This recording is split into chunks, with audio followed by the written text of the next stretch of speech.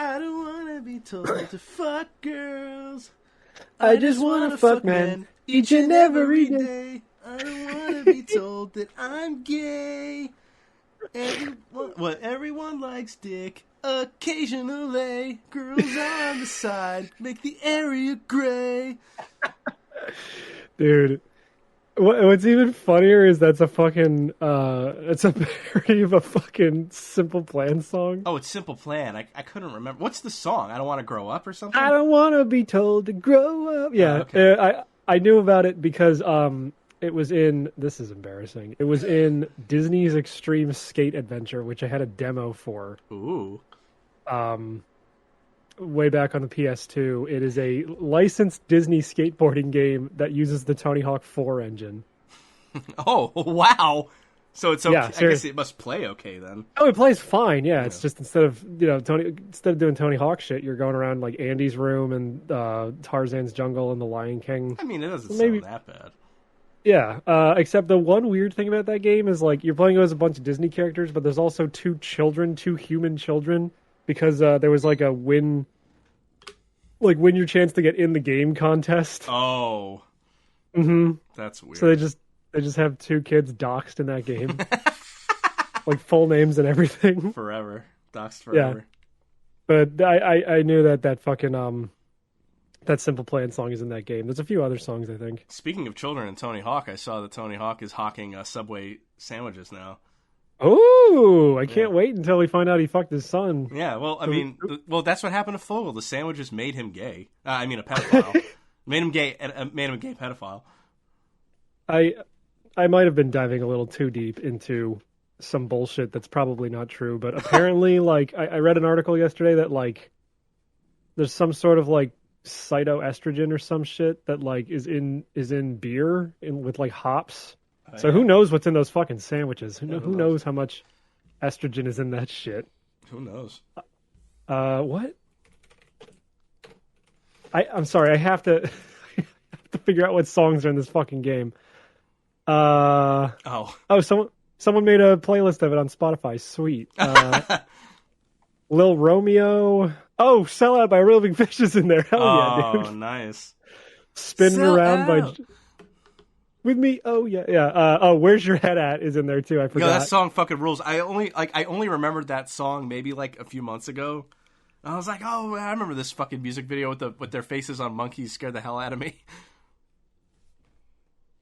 Sorry, I was typing show notes. You know what? Fuck it. No, we're doing it live. Fuck it, we'll do it live. Yeah, no. God, I was watching a music video. Sometimes I go on Discord, in Ether's Discord, and just stream shit off of YouTube for them for enjoyment. A lot of times it ends up just being music videos, but there's a couple weird ones I found last night. There was one by a band called Igor, Igorrr, which is I guess they were doing it recently because it seems like they're all like isolated pandemic style, but like the shit that's in there. The one guy, the guitarist is playing a guitar that's made out of, like, tree bark. I don't even know how to fucking describe it, but it looks weird as shit. And the main instrument's an accordion, first of all, for a metal band. Wow. And, the drummer has a GoPro strapped to his head, but it's pointed down, like, at his forehead. So it's like you just see his eyes and his nose. Oh, I've seen, like, that kind of perspective. It's always so weird. Like, someone drew... It's like two people, if they had their foreheads together and they're about to kiss, but then someone has it from each of their perspective and it just looks all warped. It kind of looks like that shot in every anime when a character goes crazy. Yeah. yeah. And then there's apparently a fucking like instrumental metal band called Nuclear Powered Trio, and I guess their gimmick is the guitarist wears a Donald Trump mask, the bassist wears a Putin mask, and the drummer wears a fucking Kim Jong-un mask. That sounds lame. It was kind of funny. They were playing basketball with, for some reason, Chris Farley, Danny DeVito, and cybernetic Osama bin Laden. Oh, that's cool. I don't know. Yeah, I found that video enjoyable. It was called Grab Her by the Pyongyang, or however the fuck you pronounce that city's. Yeah, I know. The whole thing sounds cringy, but like it was very fun to watch. Okay. And the music doesn't sound like it would be to that music video. It sounds like it would be like just an instrumental, like prog metal band. But yeah, I don't know. Did you play Resident Evil 8? No. I did. Oh yeah, that's right. You did. I've been Yeah. playing a different game, but please tell me about Resident Evil 8. Resident Evil 8 is really good. I really like it. It's I like it better than I like it better than 7. Mm-hmm. I don't think I like it better than the 2 remake, but it's up there. I heard on the Mega 64 podcast, but then I didn't listen to the whole thing, but they mentioned how 8's not as scary as 7, but like in a good way. Yeah, I mean, like the horror elements are there, and there is like a couple sections of that game that are pants-shittingly terrifying. At least there's one very specific one that a lot of people have cited already. Yeah, that's what Rocco was saying. It was like before it starts getting way too scary, they kind of pull it back. Yeah, I mean, I wasn't like 7's not extremely scary either. Like it's scary, but I was actually watching a clip today by accident, but it was I don't know what character it is, but it's like you're in a garage and the cop gets killed. Yeah, that's 7. Oh, I know, but I'm saying the part where so you get into the car and then he gets on top of the car and he smashed like a bunch of girders and shit. Like that part looked scary, like nervous, like anxiety shit. So because like you a little bit. I mean, it's all in first person. And the boss fights are in like small arenas like that. Man, yeah, that was scary. Well, I mean, it's a Resident Evil game, so the boss fight's always in like a small arena. Mm-hmm. Yeah, but they've never been first person, so it's weird. It's just funny too because I think if you don't get in the car, he does. It starts driving it around, and you have to dodge him. Jeez. It's great. And he also throws a Capcom reference in there where when he's sitting in like the passenger seat grabbing the wheel, and he's like, "I'm gonna take you for a ride." Yeah. They do. There, I think there's a couple Capcom references in the new one as well, but I'm having trouble thinking about them off the top of my head. How far are you in 8? Did you finish it already? No, I finished it. I'm on my second playthrough. Yeah. Oh wow. Yeah, it's a good game.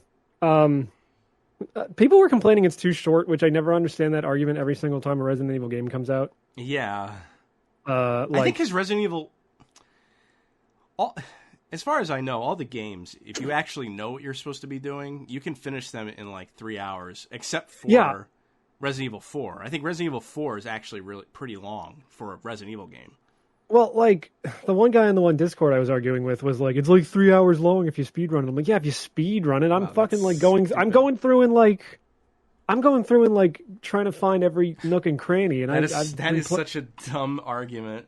Yes, he's a dumb person, but no, wait, it's like was it our Discord? No, it was Ether's Discord. Oh, because I was going to say, this is also a guy who actively defends Steven Universe. So I guess. Well, yeah, I was going to say our Discord users that I never visit or talk to are much smarter than whoever you're talking about. by a fucking magnitude. First time through probably took me about 12, 13 hours, but that's because I was trying to like. This one at least has the map where when you what do you call it? Come? No, this one is the map where when you find everything in the room, it turns blue instead of red. So I was basically spending the whole game trying to turn the whole map blue. Oh, okay. But it's really good. It's definitely a lot faster paced than 7 was. Because 7, I mean, people have already made this comparison since in the weeks that the game has come out. But 7 is very Resident Evil 1 inspired, or at least inspired by like the first 3. Mm-hmm. And then Resident Evil 8 it feels very inspired by 4.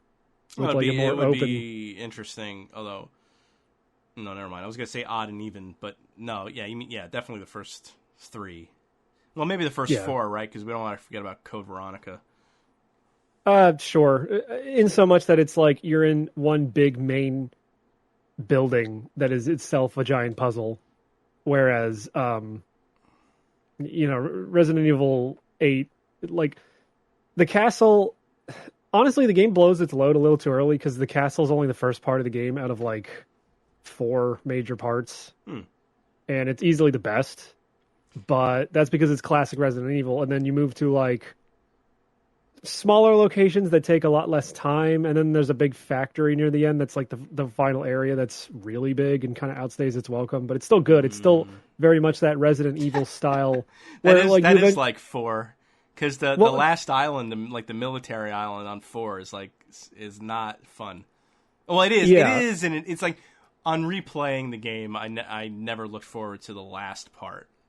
But it's that thing where like you get like the first big house, at least in the classic Resident Evil. You get the first big house, then you might move to like a smaller house, like smaller in scale, and then eventually near the end of the game you get to like the big like lab area, so to speak. The factory in this is more or less like the big lab area, which Resident Evil 7 also had that more or less, except instead of a lab, it was like one was an abandoned ship, and right after that you went to like a really linear section in some like mines that had like one room that was a lab that basically like gave you the like connection to the earlier Resident Evil games in like a few lore dumps.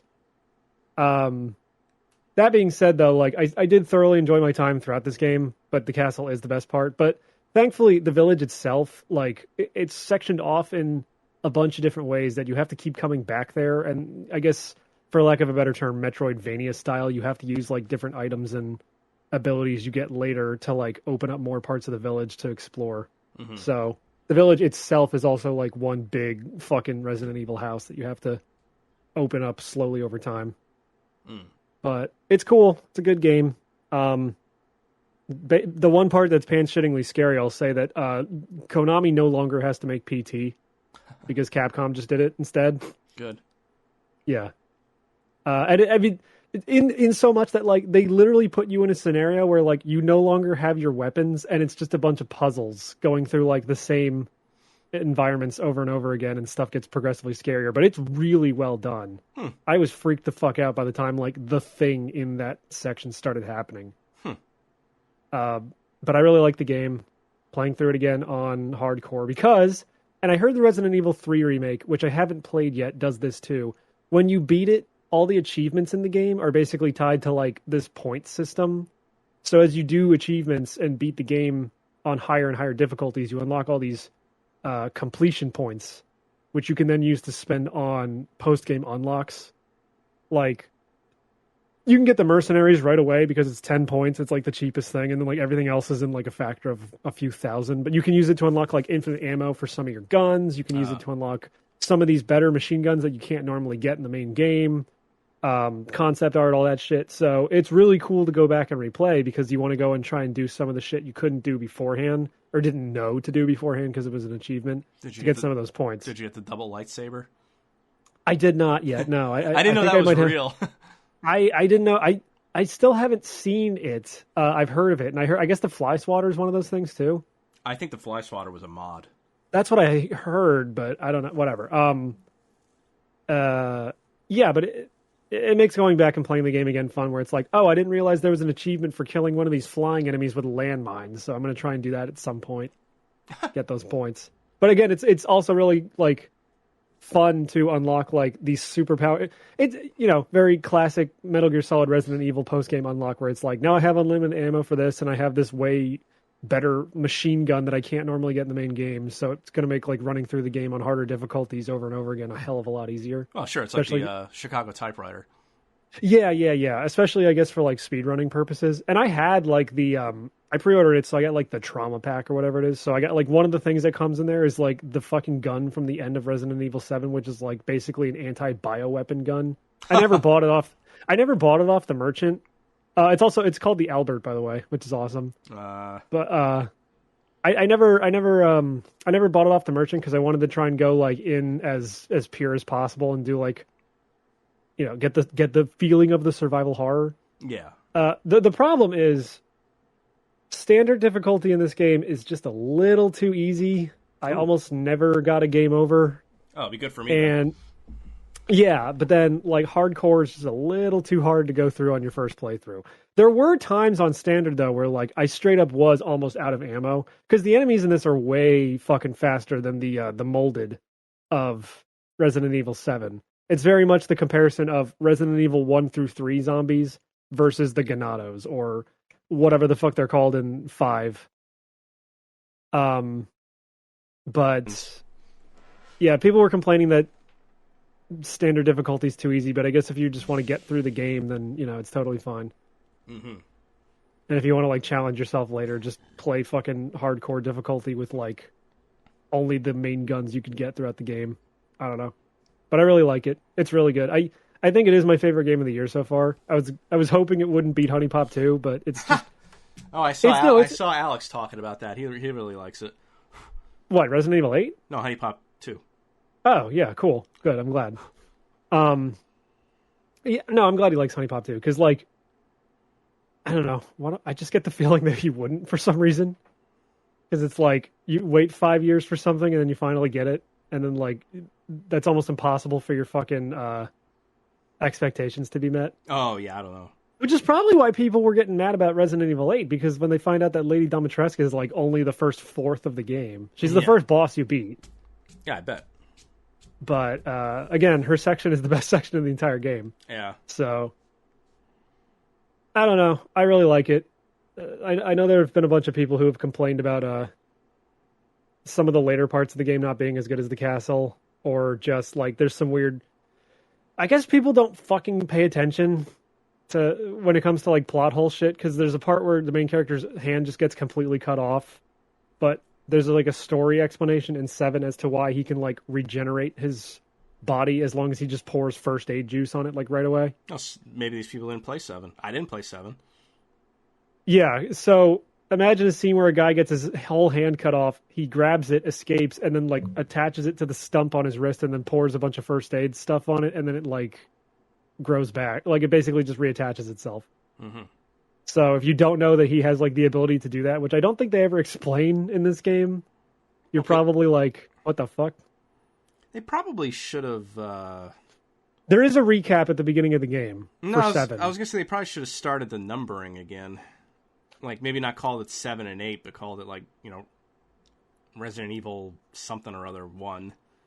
It might have been a smart idea. Although, I mean, I guess... Do you care if I spoil like a minor thing that happens at the end of 7 and is like a part of the story in 8 that you might already know from trailers? No, not really, because I don't know when I'm going to get around to these games, and by the time I do, I'll probably forget. Because fucking Chris Redfield is in these games. Yeah, I know that. He shows up at the very end of 7, and he's like a major player in this one. Oh yeah, okay. Then I guess they're technically a continuation of the story then. So yeah, I guess that's yeah. Because at the end of this one, they're talking about like the BSAA, which I guess is like something from 5 or 6. I don't remember. I never played either of those. Yeah, I never played 5 or 6 either. Well, there you go. I'd pretty much lost interest, more or less. Oh well, no, that's not true. 5 I wasn't interested in when I saw like. I just wasn't interested in that. Then when 6 was announced, I was interested in it. Played the demo, and then was just like, oh, this sucks. Right. I just heard 6 was bad, like, since it came out. The only reason 7 ever grabbed my interest was because, like, oh, they're doing a first-person thing. This is, like, right after PT got canceled. So it looks so different. In a good way. That too. In a good way. Yeah, but you could also tell just from those original trailers, they were trying to go back more to the series of roots and be like, all right, you're in a fucking house with, like, oh, you need this key to open this door and, all that shit. But I would highly recommend playing either of these. You have a PS4, you could play them, so... But they're good. Resident Evil 8 is on PS4? Yes, it does have a PS4 version. Oh, is it? I mean, you could play it on PC. I'm sure you could run it. Well, yeah. What kind of graphics card do you have? Oh, I don't know. A good one.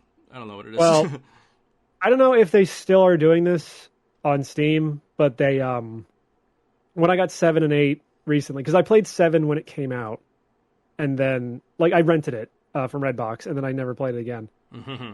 Obviously, because I didn't own it. But I was waiting for a long time to get the PS4, like the gold edition with all the DLC, because I have a VR headset now, so I could play it in VR.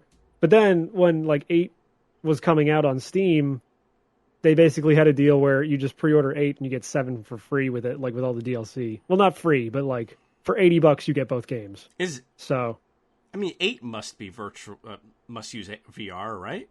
Nope. What the fuck? 7 I don't even think has VR on PC. I think it only has VR if you're playing it on PlayStation 4. See, that's why I was waiting to play it initially. Yeah. That sucks. Mm-hmm. I mean, it's because I have the Valve Index now, so I could if they had it, but I don't think it exists. There's probably a mod that could make that work. Oh, yeah. But I guess if it's not like built for the ground up from VR, that might be a harder like thing to do. I don't know. I don't either. I don't know how VR games are made. But yeah, just get 7 and 8 on Steam. They're really good. I mean, if you care. But as someone who only played the first Resident Evil for the first time, like months before 7 came out, the comparisons are apt. If you like those classic Resident Evil games, you'll probably like 7, and if you like 7, you'll probably like 8. So there's that. Did you play the remake of 1 or the original one? The remake, I should say. Okay. I meant like Resident Evil 1, as in like I finally played a version of Resident Evil 1. Sure. But yeah, it was the GameCube remake on PS4. I think the fall before 7 came out, they put it on PlayStation Plus. So I'm like, well, it's Halloween time. I'm gonna play Resident Evil finally. I never played it. Yeah, remake is great. Yeah, no, that was the high watermark for video game remakes until Resident Evil 2 remake came out, which then became the high fucking watermark. I should probably get that on PC, the remake on PC at some point, so that I can cheat it. Because I've always... 1 or 2? Of the first one. Okay. Because I assume it's on PC. Because of course. I've always wanted to play it again, but it's too hard for me. Really? Oh, yeah. I mean, I've beaten it before. It's just not something I have fucking patience for with the Crimson Heads and all that. Yeah, it's a little slower pace. I mean...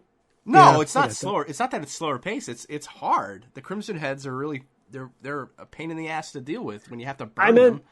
I meant slower paced as in like it requires a lot of planning on your part where there's like sometimes there's like just ways through the Baker Mansion, not the Baker Mansion, that's 7. Whatever the mansion is in the first game where like it's a one-way trip and you have to like loop all the way back around to get there, but then like you get cuz 7 has a limited inventory, but it's not nearly as constrictive as the first game's inventory where well, I was playing Resident Evil 1 on the PlayStation, like the original one. Of course, yeah, but I mean, but like just recently, but I kind of lost interest because it's good, but it's like, yeah, there's a lot of backtracking, and I was just like, It is extremely well balanced. For my first time through when I played it like a few years ago, it is extremely well balanced where it's like you've got to make some really, really critical decisions on like, am I taking this item? Am I going this way and having to loop all the way back around? Yeah, Resident Evil Remake, I finished with a player's guide also. So I mean, I didn't even really beat it on my own. Right. But like, I can understand what you mean. Whereas where the inventory of the first game is super fucking restrictive. I think you only have 6 slots if you're Chris in your inventory, and you only have like 8 if you're Jill. Whereas the inventory in Resident Evil 7, I almost never really ran out of space. Like there were a few times where I mostly ran out of space, but because you can combine items to make like ammo and healing shit, like I eventually just made room. Mm-hmm. And it's kind of a different system than the original because like, I don't know. The original, you have like you can't really make like first aid medication in that one. You just combine like herbs to make different powerful like herb combinations. Whereas in Resident Evil 7 and 8, you can just make first aid with like an herb and a chem pack or whatever the fuck it's called. So it's a little easier in that sense. And then 8 just uses the attaché case from 4 in a sense. Like you have, but you, how do I put this? It uses the attaché case, but like you get so many guns over the game that like it's almost impossible to have all of them in your inventory all at once. So you might have to sell some to the merchant at some point. Who's the best character in the game, by the way? Of what? Which one? Resident Evil 8. Resident Evil 8? I don't know. Yeah, I didn't play it. Did you see any of the trailers where the merchant's this big fucking fat guy in like an old wooden cart? Oh, yeah. But isn't he like a good guy? Also? He's a good guy, no. Yeah, but he's like the best character in the whole fucking game. He's a straight pimp. It's awesome. And one of the 4 main like bad guys of that game, Heisenberg, I don't know why they gave him the voice they gave him. I guess it's the actor's actual voice, like the mocap actor. Because I saw some like behind the scenes shit. Is that the guy that people have been modding to look like Dante? Probably, because he's the guy with like long gray hair and fucking hat. But he sounds like a big fucking nerd. Yeah. It's weird. I don't know. Like I said, he sounds like a Channel Awesome reviewer circa 2008. I think Vinny Vinesauce said he sounds like Nicolas Cage, and that's a way better comparison. Like, I mean, he kind of looks like Nick Cage because there was a movie, like I think he was a witch hunter or something, and he was dressed like that. yeah. I mean, he's a cool character, but it's just so funny when you meet him the first time and he's supposed to be this intimidating figure. He's like, "Oh, you're not local?" And it's like, "Why are you talking like that?" Whereas the Duke, the merchant, has like a way more menacing voice. Or he's got like a deeper timbre to his voice, which makes him sound like way cooler. It's just like, securing goods is more important than anything. Anything, my friend. It's just like, oh god, fucking rub that caramel voice all over my fucking face. Gross. Yeah. Yeah, Resident Evil 8, good game. Shocking no one, but I finished a game that I didn't think was that good. Oh yeah? Yakuza 6. Yeah, you were saying you didn't really like it. What's up? It's just my least favorite out of the mainline Yakuza games that I've played because it doesn't have like those big moments or like goofy shit like the other ones do. Like 6 is more, it's definitely toned down and more down grounded. to earth. Yeah, down to earth than the other ones because I don't know what the reason is. I don't even know how I would find out. I guess I'd have to talk to the guy who makes the games. But it's about family, and that's what's so important. No, it's about well, sort of actually. I mean, it is because it's you know, all the games have a theme, and this one's fathers and sons. Yeah. So you're only in Kamurocho, and then you go to a new area for the games. Yeah, it's like a beachside town, right? Yeah, but it's in a Hiroshima. Oh. So okay. But like the plot, you know, the theme is fathers and sons. So there's many characters who are having like they're a father to someone or they're a son of someone, and it leads them trying to, you know, it's like keeping their son safe makes the son resent the father, and then, you know, they try to do these things to make the father proud, and ends up fucking everything up. But you know, you play as Kiryu, and you only play as Kiryu in this game. There's not, you don't even, like, Majima's like nowhere to be seen. I mean, he's in the beginning and then at the very end, but you don't play as him or anything. Because that was a big departure from not only 4 and 5, right, where you play a lot of those. That's what I was about to say. In 4 you play as 4 different characters, and in 5 you play as 5 different characters. 4 and 5 are sprawling games as for the Yakuza games. At the same time, I think when 6 was coming out was also when like Yakuza Kiwami and Yakuza 0 came out, where you at least play as like 2. Well, no, I guess you don't play as 2 different characters in Yakuza Kiwami, right? I don't remember actually. I'm going to replay that. So I played 0 and then 1 back to back a few years ago. Yeah, and then the middle of like maybe several. Like 5 or 6 months ago, I guess at this point, I played 2, 3, 4, and 5. And then just recently, like a few weeks ago, I finished 6. And it didn't take that long to beat because it was only like 12 chapters. There wasn't like a lot of side missions to do. There wasn't like there was, I don't think there was even a claw machine. Not that I spent a lot of time doing claw machine or like the cabaret stuff or running a hostess club, like, you know, all the stuff that you think about in Yakuza games. That stuff wasn't in there, at least not that I didn't find it. It was weird. It was just weird because it was so low key, and there wasn't like for example, in 5, as I think his name's Taiga, you literally fight a fucking man-eating bear. You punch a man-eating bear, and like it's hilarious. It's awesome, and it's so over the top. You spend a lot of time as him in the mountains, like hunting and shit. Like you think it would be boring, but it isn't because it's just it's Yakuza. It's weird. You know, a lot of time in that town and up in the mountains. In this, you know, you're literally going back and forth from Kamurocho to Hiroshima, back and forth, and there's not a lot to do. And the story's so, like, I really do not give a shit about this fucking baby, you know. And then you actually have to like calm down in one section. And I'm just like, come on, man. Like, there's only 2 parts that were really funny. It was when they were trying to escape the Korean gang, and they're literally tossing this baby around like a football. That was funny.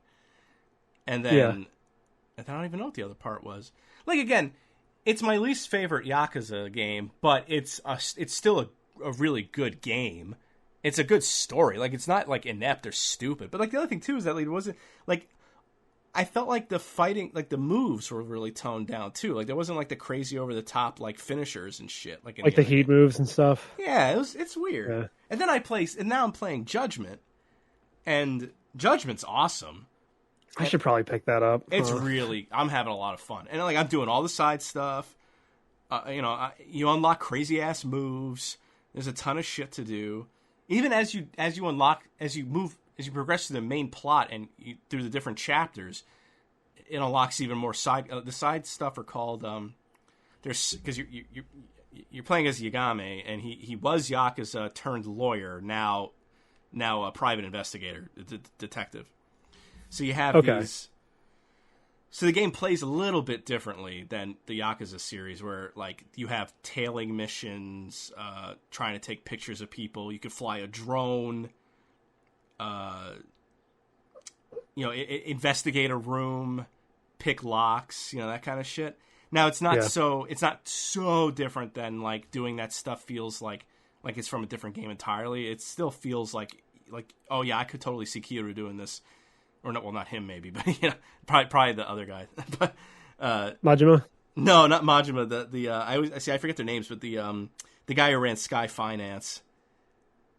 Fuck. Yeah, I forget his name, but he's a good character. I just forget Ayane, something like that.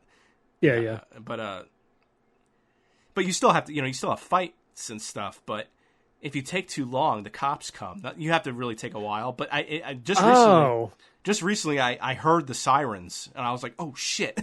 so it's pretty cool, and it's basically like it's a crime thriller because like you're going through. Basically, there's a serial killer on the loose, and a Yakuza captain gets pulled in for it, and you still work with the agency, the lawyers that you used to be a part of, but now you're like an investigator, so you're not a lawyer. But you still think like a lawyer. So, you do an investigation for your it was like his sensei, Shintani or Shintami or something like that. Yeah. And, he said, well, I'll investigate. I'll try to, he says he didn't do it. Can you investigate for me? He's like, all right, but if I find enough evidence that he did do it, I'm going to present it that way to you. And then he's going to go down for it. I'm not a lawyer anymore. I'm not defending or prosecuting people. I go for I find out what the truth is, because what happened was when his first major case was someone who got accused of killing somebody in a hospital. He got them off.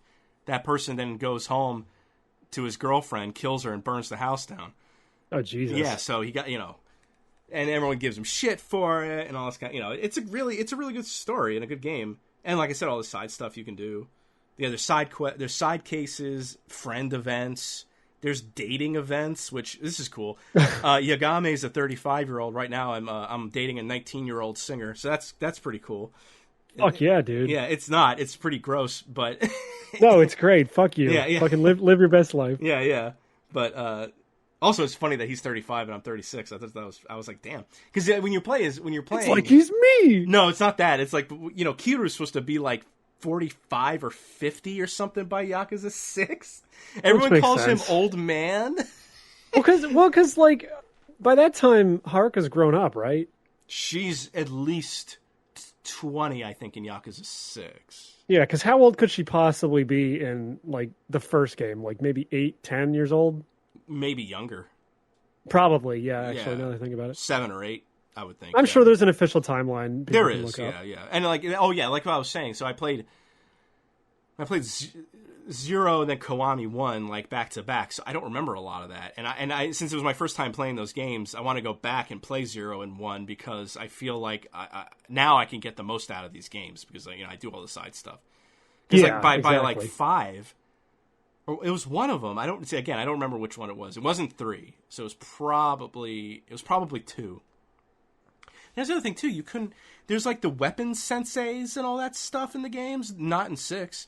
So like I think it was in Kiwami 2. I unlocked like these unbreakable tonfas, and it turned Kiryu into a fucking wrecking ball. Like I was killing everybody by the end of that game because nothing could stop me because I was doing all the side missions, and using my experience points like in every single category. It was insane. But anyway, Judgment's really cool, and apparently Celine told me that a sequel was just announced. So I'm just, for Judgment? Yeah, I was Yeah. gonna say it's called Lost Judgment or something. yeah. Apparently in Japan, someone else told me this during Kate's. Kate does streams. I think he listens to this show. Who's too. that? Yeah, I know. I think the guy who said this listens to this show too, but I'm forgetting the name. He said that it's actually in Japan. It's called Judge Eyes. Judgment Eyes, yeah, or something. Oh, okay. And I didn't know. What is it? In the beginning of Yakuza games, it says like a Ryugaka or something like that. Like Ryuga Gotoku. It's like That's a dragon. it. Yeah, I didn't realize That's that. why I didn't know the seventh Yakuza game is games called Like a Dragon. Yeah, I didn't know the Yakuza games in Japan are called Like a Dragon. They're not called Yakuza. Yep. I was like, oh shit. Oh, and did you know? So I was looking up stuff, and It's like how Resident Evil is called Biohazard over there. yeah, for sure. But it was you can get so like in the game, you see the magazine racks. You've seen Japanese magazines before. Apparently, in Japan, they had promotional magazines of like the girls that are in the game. The real women that are in the game that they scanned into the game that are like most of the time actual adult porn. Yeah, the Gravier models, right? Yeah, but it's funny because in 6, I think by 5, there's real video of girls. And in 6, it's actually that MILF fucking Jav model, the one with the giant tits. Yeah. Hitomi Jacob, or No, less giant than her. I forget her name. But fuck, I don't know. But I was like, oh shit! But again, it was lame because it's like, well, it's not actual nudity, so I could watch the video on YouTube. Well, have you ever seen the video? Have you ever seen the video of Patrick Klepek, formerly of Giant Bomb, now I think currently of Kotaku, getting to one of those scenes and like literally covering his eyes on stream? Is he gay? No, he's a fucking social justice faggot. So oh wow, of that's course, gay. Yeah. Well, in 5, it was more fun because there was like different stages to taking pictures of these girls. Yeah. But in 6, it's literally just one thing, and it's a chat room, and you can finish it in 2 minutes. Right. But it is funny. And also, I don't know if it's funny or I don't like it. Kiryu acting like a simp in the fucking chat room because Kiryu doesn't know what sex is. So I don't understand how he would even know how to talk to someone like that. It's very strange. That's my favorite fucking thing about those games. It's just Kiryu is like perma virgin. It's not even his fault. That's the thing. Yeah. That's fucking funny as shit, though. Kiryu fucking giving super chats to essentially, who's a VTuber that's popular. Fucking yeah. Oh god, that's funny. Yeah, it sucks that you're not really big on Yakuza 6, but I guess I'll have to pick up Judgment while it's able to be found, I guess. Yeah, my friend actually got it for me. I would have, but he got it for me for like Christmas or my birthday or something. I forget. But he but 6, see, the thing about 6 is if it was the first Yakuza game, if it was the first one I played, probably wouldn't be into the games at all. Right. You started with 0, so yeah. That explains everything. And that's pretty which I still regarded. have yet to play, sadly. Mm. Yeah, someone else has. Oh, Jason. Yeah, I have 0. I will play. Those games take like 35 fucking hours to beat. Like, even if you're not really doing all the side stuff, it's just you want to explore it. You know what I mean? Oh well, yeah, that's what I'm doing. At least Kiwami 1 took me 35 hours. Not that like I was expecting to do every side story, but I was really taking my time with it. Yeah, no, these are the only games I actually take my time with. I feel like with 0 I didn't because I was so new to it. I just wanted to do the story stuff. Yeah. And in 6 I tried to drag it out, but there was nothing to do. So I beat it in like less than 20 hours. I've already put 20 out. I already put 20 hours into Judgment before I even got to the second chapter. No shit. Yeah, wow. I mean, that game is going to take a long time the way I'm playing it. I mean, I got a lot of shit on my plate, so maybe I'll wait on that one. I want to play through No More Heroes 1 and 2 now that it's summer and the third one's coming out soon. By the way, No More Heroes 1 and 2 coming out on Steam on Tuesday. Yeah, as we're recording this. Tuesday. Holy shit, that's cool. Yeah, on the 9th. Which is great because that's what I was hoping they were going to do. I think it was rumored for a while that there was going to be I think someone leaked like a ESRB rating for a PC port of both of those games, but well, E3's I'm glad soon too, isn't it? 3's coming out in August. I was gonna play them both on my Switch, and now that they've announced this, I'm like, well, I might as well play them. And like, I'm assuming you can run it with unlimited frame rate and like, all that. No, jazz. I said E3. Oh no, E3's coming up. Yeah, like in a couple weeks. I don't think it's next week. I think it's the week after. I'll probably get No More Heroes 3 on the Switch only because I have. I don't think it's coming out on anything else. I thought you said it was coming out on PC. Oh, I see. No More Heroes 1 and 2 are getting ported. I have No More Heroes 1 and 2 and Travis Strikes Again on my Switch. I was going to replay them on my Switch. I see. No More Heroes 1 and 2, I mean. But now that they're coming out on PC, I might as well replay them in like the highest possible fidelity. Now, I don't remember. You played Travis Strikes Back, right? Travis Strikes Again.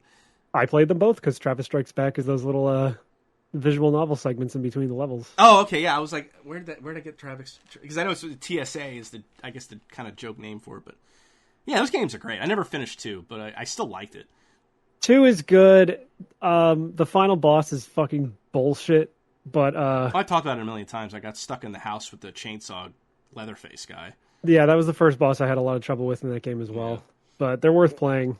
Get them on Switch or PC and play through them again before 3 comes out. You know what? I actually pre-ordered from Limited Run for the Switch. Double Dragon Neon. They're doing a physical release. I should have got that, but I don't have any like physical games for my Switch, and I'm trying to keep it that way. Even though there's like some when I got Scott Pilgrim, I got it for PS4 because I just don't feel like having like 1 or 2 random Switch games that are physical, which is retarded because I have Ring Fit Adventure and fucking Nintendo Labo, but even still. That's funny because I've been the opposite with the Switch. I've been trying to only get games physically on the Switch.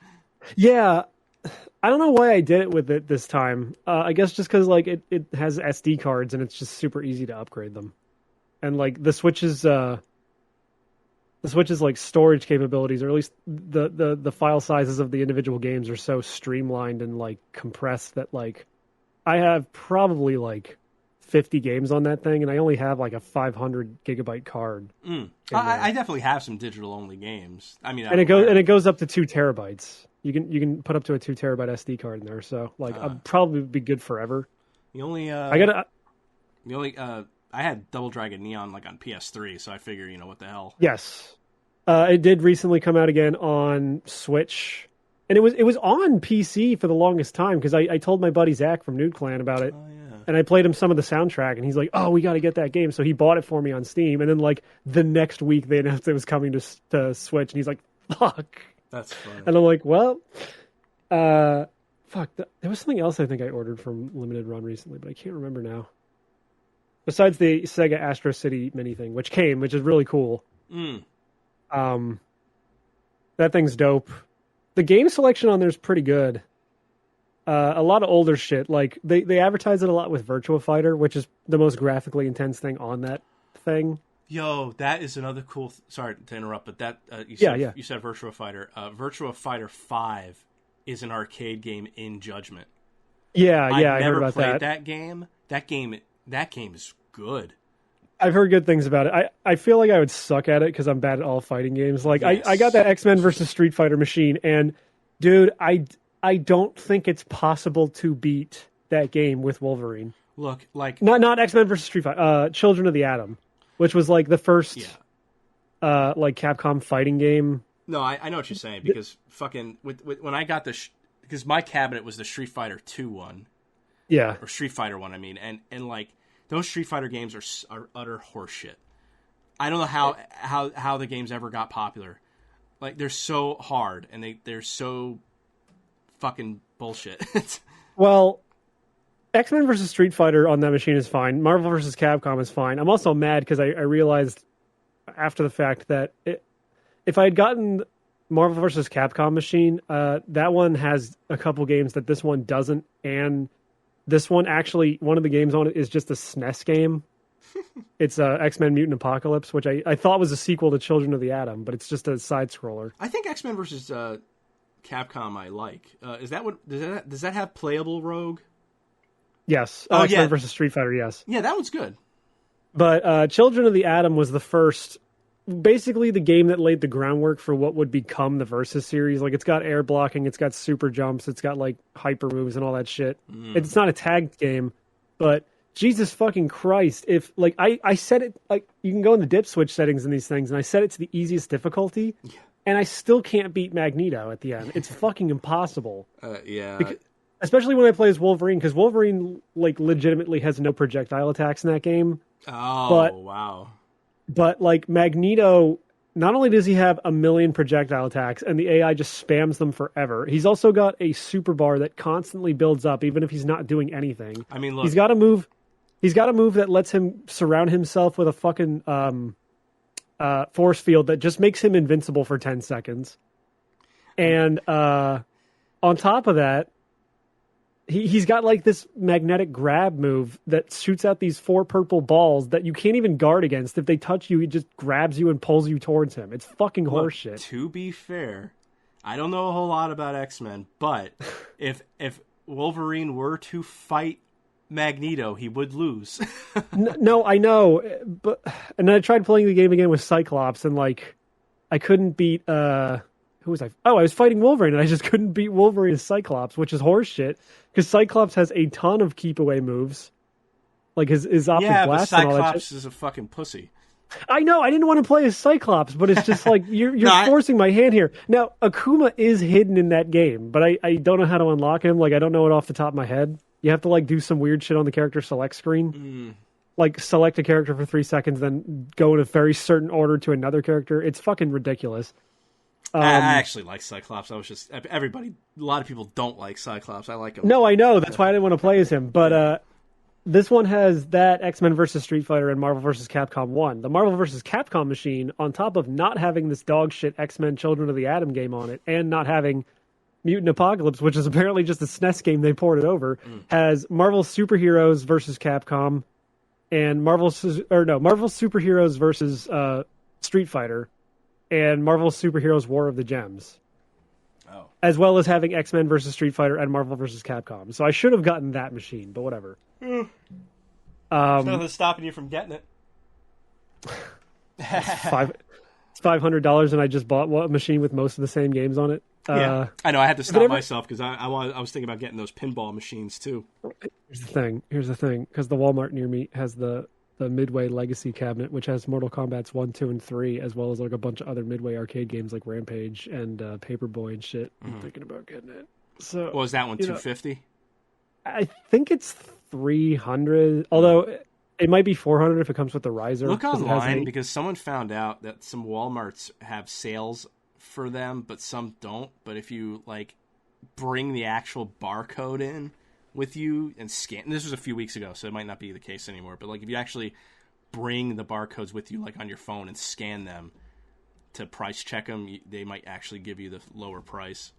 It was like somebody, I think it was probably like something like Miss Pac-Man they got for $200 when they're usually that's like not $250. Yeah, like I mean, I kind of did the same thing when I went to, not meaning to. I think I looked on the price online was different than in the store. I didn't realize when I went in the store. I said, hey, the Street Fighter one is like $200 on the site, but it's $250 here. Like, can I get the online price? And they gave it to me. So yeah, I didn't want to spend $250, and I sure as shit wouldn't have spent $300 on like the Street Fighter one. I just wanted it for the fucking. I basically just wanted to gut it. I mean, I knew so you could put a Raspberry Pi in there, yeah. Yeah, that's what I knew I was gonna do. Which I guess is also a thing I could do if I wanted to at some point. Just mod this thing so it can play the like. You could. There's Marvel other superheroes options. for the gems. I did it this way because like it was one that was already made that I could gut, but like people. Like you could buy. I think you could buy like prefab arcade cabinets of any size and do the same damn thing. Right. So it just depends on what you want. For me, this was just the easiest thing at the time. It's like the same thing with the pinball machines. Like people just make them and they put actuators in them so you could tilt them, and they're else the LCD monitors for the for the play like field, the play field, the marquee, and there's something else. There's like which is such a weird because it's Zen Pinball, which is like a PS3 game. Oh, is it? Oh, yeah. I actually a lot of those are Zen Pinball.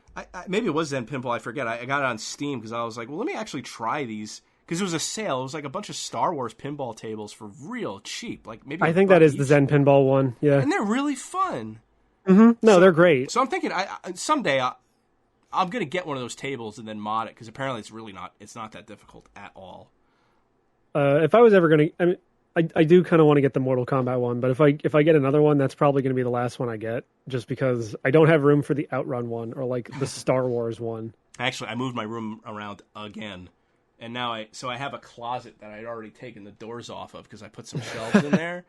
But now it's almost like a recessed. It actually acts like an alcove now, and I have the one up arcade, the Outrun cabinet in there.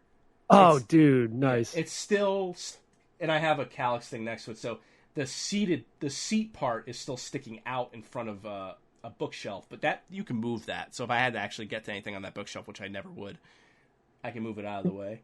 Now that's another, when you were talking about like the X-Men games, the Capcom games being hard. The same thing with Outrun. I thought I was good at Outrun. Apparently, I am not.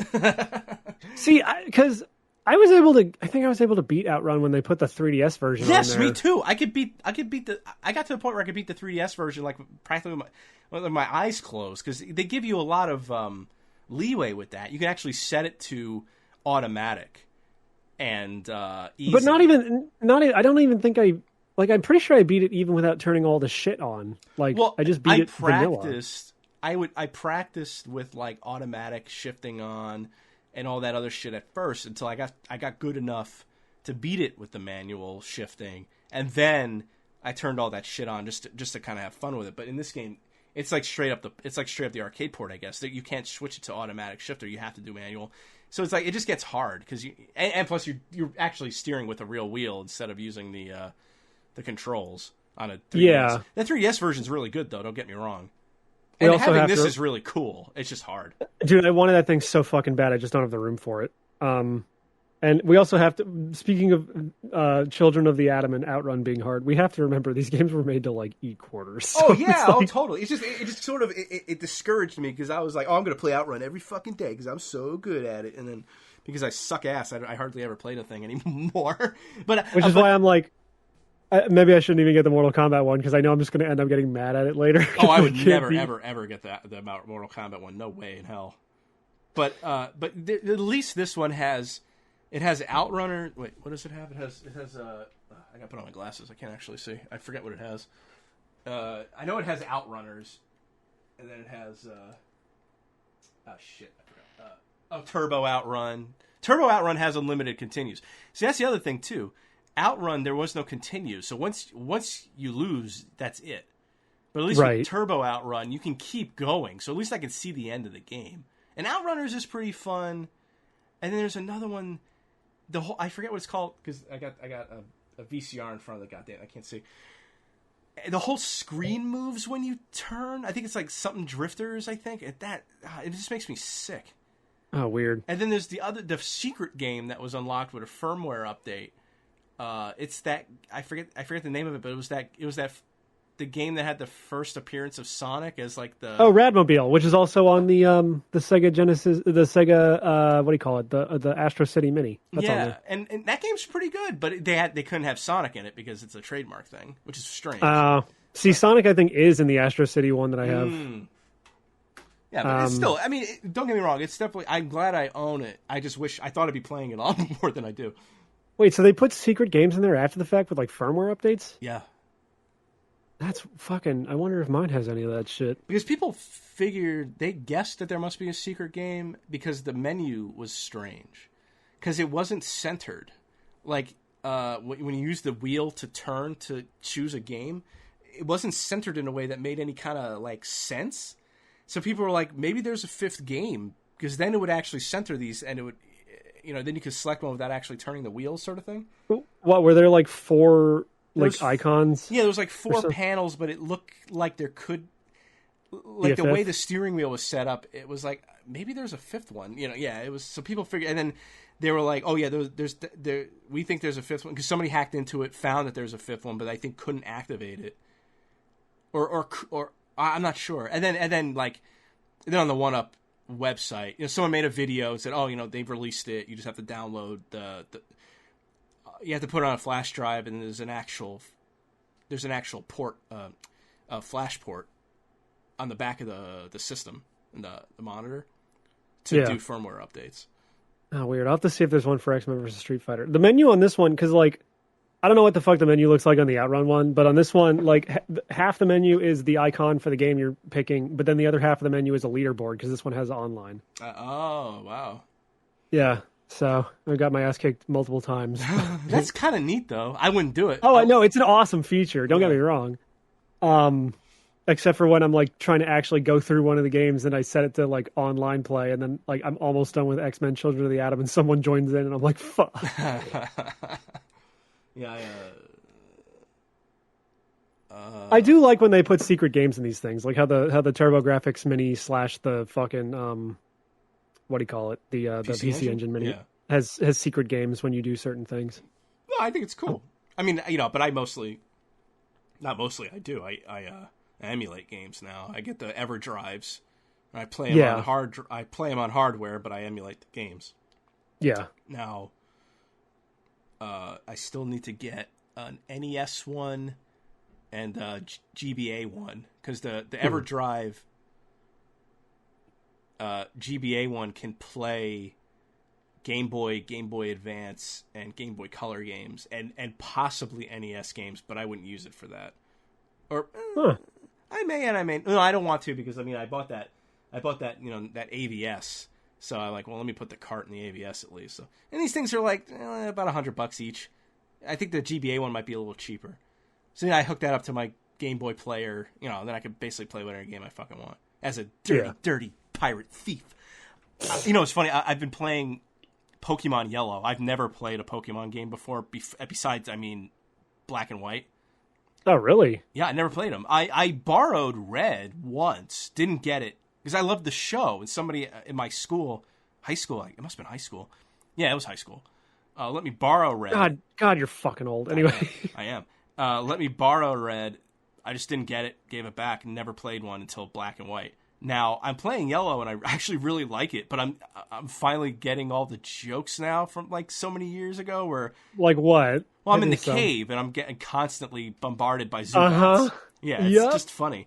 Now, I don't know what the hell happened, because I caught a Clefairy in the cave, and my Game Boy said, shut the system off before you switch carts. And I'm like, I didn't fucking do nothing. So I think I was playing it for a couple hours. I think my GameCube's a little funky. I think it overheated because we were playing Resident Evil 2, the original one. The GameCube release of it. Yeah. Oh wait, no. Was it Resident Evil 2? It was some Resident Evil. I think it was Resident Evil 2. We were playing it and then it just stopped working at some point. Like it like locked up, and so I think my GameCube might be faulty. Unfortunately, which sucks, but. I try to save pretty often. I was like pissed for like a second because I was like, man, I finally caught a fucking Clefairy. But it wasn't like I was trying that hard. But I only saw one before, and I doubt I'm ever going to use Clefairy anyway. Yeah, they're not. I don't know. Early you got to catch them all, man. You got to catch them all. No, I know, but like, it was such a different thing back when there was only 150 of them.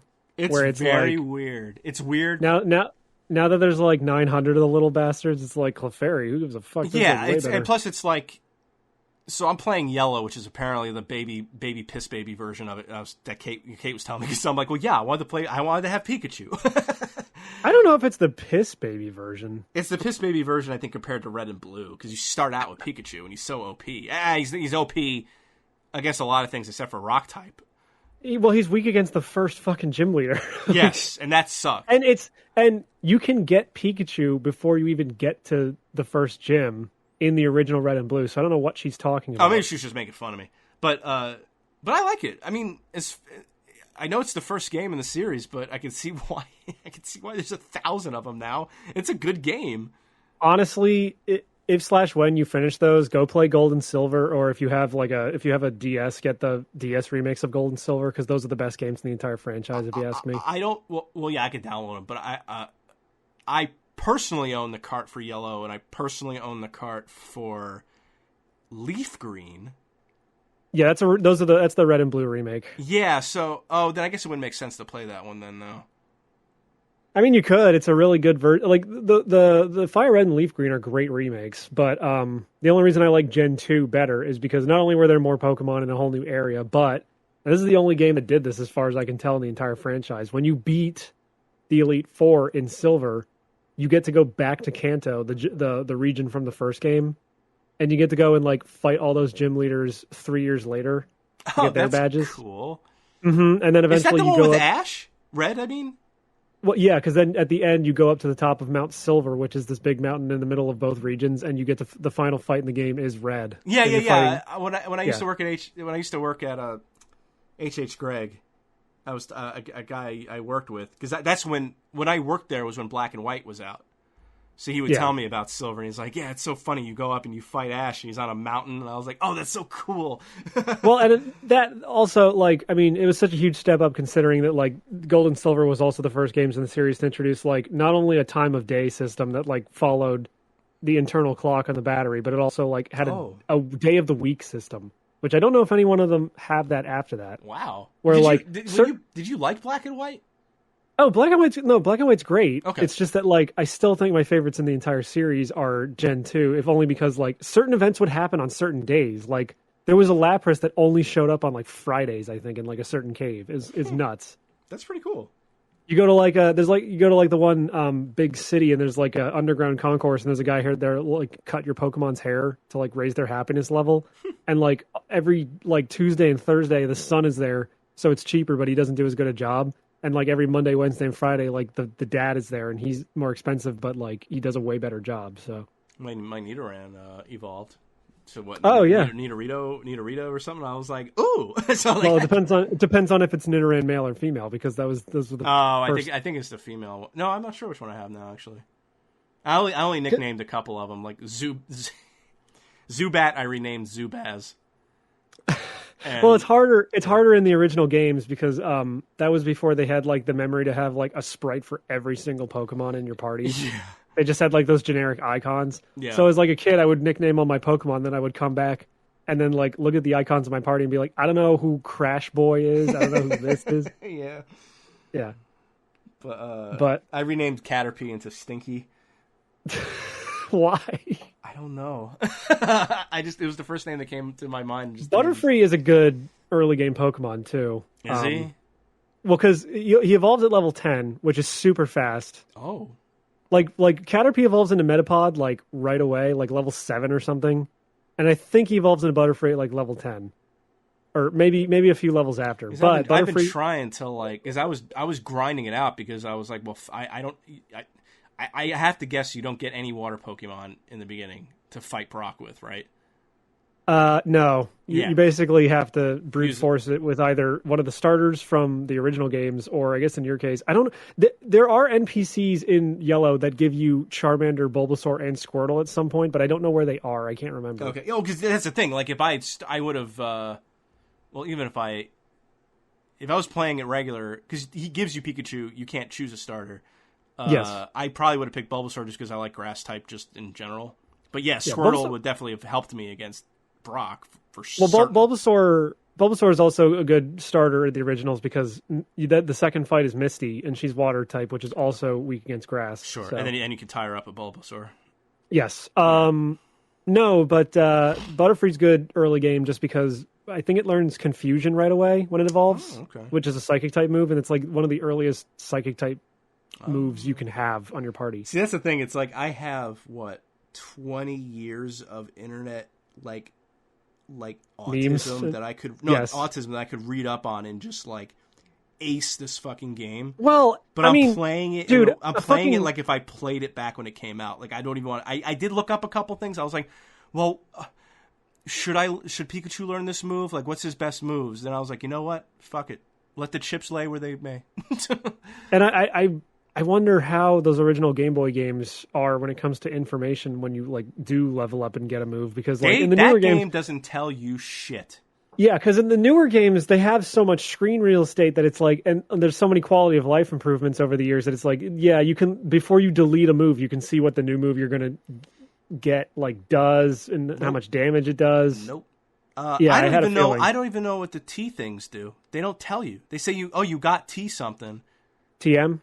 Yeah, TMs, but they don't tell you what they are. Oh, they should tell you what moves. Oh, maybe I didn't see where they. I must have to look in them Like there must No, be they usually tell you like, oh, you got TM68, whatever the fuck, like earthquake or something. No. Usually. No. Oh wow, they really don't have enough screen real. It should tell you in the menu at least. Yeah, I'm like, wondering if it'll tell me in the menu. That kind when of you stuff go I'm to- gonna have to look up because I don't. When you no, I think when you select it in the menu, it'll be like you booted up TM whatever the fuck. It teaches Thunderbolt. okay. Do you want to teach Thunderbolt to a Pokemon? Yes or no? The difference being in the early games, TMs are one-use items. Once you use them, they're gone forever. And in the newer games, TMs are unlimited use. Which is HMs, which are the hidden machines, which are like environmental attacks, like cut and fly and surf, which you need to use to actually physically get around the world. Those are unlimited use because obviously you need those to progress. Yeah. And if you like accidentally fucking like released one of your Pokemon that had cut into the wild via the PC, then you're just fucked. But what was I gonna say? Fuck. I mean, I can understand the confusion then, where like, oh, Pikachu wants to learn Tail Whip, and you're like, oh, Tail Whip sounds like an offensive attack, and then you get it, and you're like, it lowers defense. And Yeah. Fuck. Yeah, I know. Yeah, stuff like that. So, and the original Pokemon games are kind of janky and glitchy in certain ways. There's like, I don't know any of the specifics, but there's a lot of ways where like, even, I don't remember what generation they split the special stat. It might have been Gen 2, but the originally in the first gen, there's just the special stat. Whereas they eventually split it up into special attack and special defense. Mm-hmm. So like it had different properties in the first generation depending on what attack you were using, well, I know, and, like what attack you're getting hit with. Just the map movement's janky because he moves like from square to square. Well, yeah, it's an RPG. I know, but I had like I was near a cliff and I held down for too long. He jumped off the cliff and I had to walk back around again. I was like, oh, well, that's annoying. So I just have to be careful. That's all. Yeah, there's like certain ledges you can see that you can jump down. Yeah. But those games are solid and popular for a reason. No, I mean, I do like it. If you want the quality of life improvements, just play Leaf Green if you have it. But I'm enjoying it. I'm enjoying it for now. Here's what you should do. Play through Yellow since you're playing through it already, and you're like, oh, I can ace this game, dude. A Twitch chat beat this fucking game. You'll be fine. And then when you beat it, go back and play Leaf Green and just see how much better it is by comparison. Yeah, because it is immediate. I think it's Leaf Green. Because what's the other one? Emerald. No, Emerald is like, so they always did it like Emerald is the yellow of the third generation of Ruby and Sapphire. Well, I'm not sure which one I have. That's the thing. I forget which one I actually own. It's just you just know it's a green cartridge. It's a green Game Boy Advance cartridge. Yeah, so it's probably either Emerald or Leaf Green, which people really like Emerald. So if it's Emerald, that's worth playing too, I guess. Okay. I'm not as big a fan of Pokemon Ruby and Sapphire, that generation, because half the map is like the ocean. And so if you don't like running into Zubats constantly, you're going to run into a lot of tentacles and Wingulls. Honestly, I don't mind it only because I have Pikachu, and Pikachu like straight up destroys Zubats. Well, yeah, because they're part flying, Yeah, so they're weak to electric. Ah, right. Okay, I see. But, which is strange because they're not on the ground. I mean, you get hit by a lightning bolt, it's gonna hurt, but they're not like grounded. That's why I'm. Oh no, I guess that no. I'm sorry. That's why ground types aren't affected by electricity. Yes, exactly. There's weird type matchups because for some reason flying is good against fighting, which doesn't make any fucking sense. Yeah, I mean, I guess because fighters can't fly, so they can't get up to them. There, that Katie Tiedrick or whatever, her awkward zombie, the webcomic. There, she has a webcomic that goes over like some of the weirder type matchups where it's like how psychic is good against fighting, and someone's like mind over matter, but then like she's like some of these are really hard to explain. It's like flying versus fighting, and the guy's like, have you ever tried to punch a bird? Yeah. But yeah, no, that ground and rock types aren't. Well, ground isn't affected by electricity at all, and rock types are like very minimally affected by it, whereas flying is like it's super effective. Yeah. So that's why, like, as cool as Garrett. Sorry, as cool as Gyarados is, he's water and flying type, so he's like quadruple weak to electric. Oh, okay. Yeah. So if you get hit with the electric attack by Gyarados, you're fucking dead. Oh man, It is funny too, having flying type and finding all those bug catchers in the beginning. Oh yeah. They just get fucking wrecked. Would you catch a Pidgey right away and just fucking? I caught a Pidgey and then I caught a Spearow. Oh yeah, I guess there would be Spearows at the beginning. Yeah, because Pidgeys don't evolve in Spearow, right? They're different. No, Pidgey evolves into Pidgeotto and then Pidgeot. Yeah, Spearow evolves into Fearow.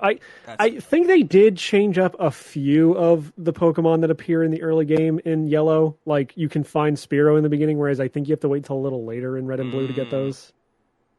But yeah, I had a player's guide for Red and Blue, like an official Nintendo Power player's guide for Red and Blue back when I got it. oh nice. Yeah, my mom and dad got me Red and Blue for Christmas, and they got me the player's guide. So I've always played those games with player's guides, Mm. but playing them without it, like you'll do fine. Again, a Twitch chat inputting random shit beat this game, so it's not like it's hard. I also caught a Mankey, which is just fun. Mankey. Oh, I is should a have called good... him Stanky. Oh, damn. Sorry, Keith Stack just posted a picture of Dr. Eggman as, haha, Jonathan, you are fucking my daughter. Yeah. That's a good meme. Yes. No, Mankey's good early game fighting type. Yeah, I just So- gotta grind them up because I think like because I use Pikachu all the time. He's like level 16 already, and everyone else is like level 10. That's usually, I mean, yeah, they make it easier in the newer games too. I think Sword and Shield has an experience share that you can't even turn off. So like every time you get a wild Pokemon, like all your guys get experience. Yeah, because Black and White had like you could get one of those eventually. Yes. Yeah. Experience share is an item, I think, even since the first games, but like the way they worked in the early games is you attach them to one of your Pokemon and then they get the experience, and then the one that's fighting gets the experience, and that's it. I basically just switched them out. I actually think it's really cool that there is dialogue for when the enemy Pokemon is really low on health and you switch out for one of your Pokemon. He says, "Oh, he's almost down. Finish him off." Yeah, I just think that's cool. I mean, I don't know. There's good little details in all those games like that. I mean, it's not in the game you're playing, but like the little details even come down to like when they finally did start gendering Pokemon, like female Pikachu have like a heart notch in their tail compared to male Pikachu, which don't. Or like Scizor, like the abdomen of a female Scizor is slightly bigger than a male one. Ew. Little stuff like that. Yeah. But again, this is a series that's been going on for 25 fucking years, so they've had time to really work on this shit. But I'm glad you're enjoying it. I never knew you didn't play Pokemon until like Black and White. Which are solid games too. Black and White's good as a first time thing because that was like when they were like, all right, we're making it so you only see new Pokemon for the entirety of like the main campaign, and then when you get to the post game, then you can start finding all the old ones. Which was funny because that like disappointed me because I didn't know that, and I was like, I want a Pikachu. Dude, you're gonna find out like if you play through these games like generations in order, you're gonna find out quickly that like Pikachu are extremely hard to find for like the first 4 or 5 games. Yeah. Except for the first one, obviously. Yeah, because I. But have like Gen 2. Gen 2, Pikachu only shows up in like one area. Gen 3, Pikachu shows up in like one area. Gen 4, Pikachu shows up in like one area. And then like Gen 6, X and Y, Pikachu are like common again. But yeah, it was weird for a while. I like the idea of Yellow because I watched the anime. And it is totally like Jesse and James are in that game, which they are not in Red and Blue. So I'm fighting Team Rocket in the caves. Yes, but I didn't know. You're in Mount Moon, I'm assuming. Yeah. Yeah, because in Mount Moon, in the original game, you're fighting Team Rocket, and you get to the end and you fight like a rocket grunt. But in this one, you actually get to fight Jesse and James, and they have like coughing and Ekans and Meowth. Cool.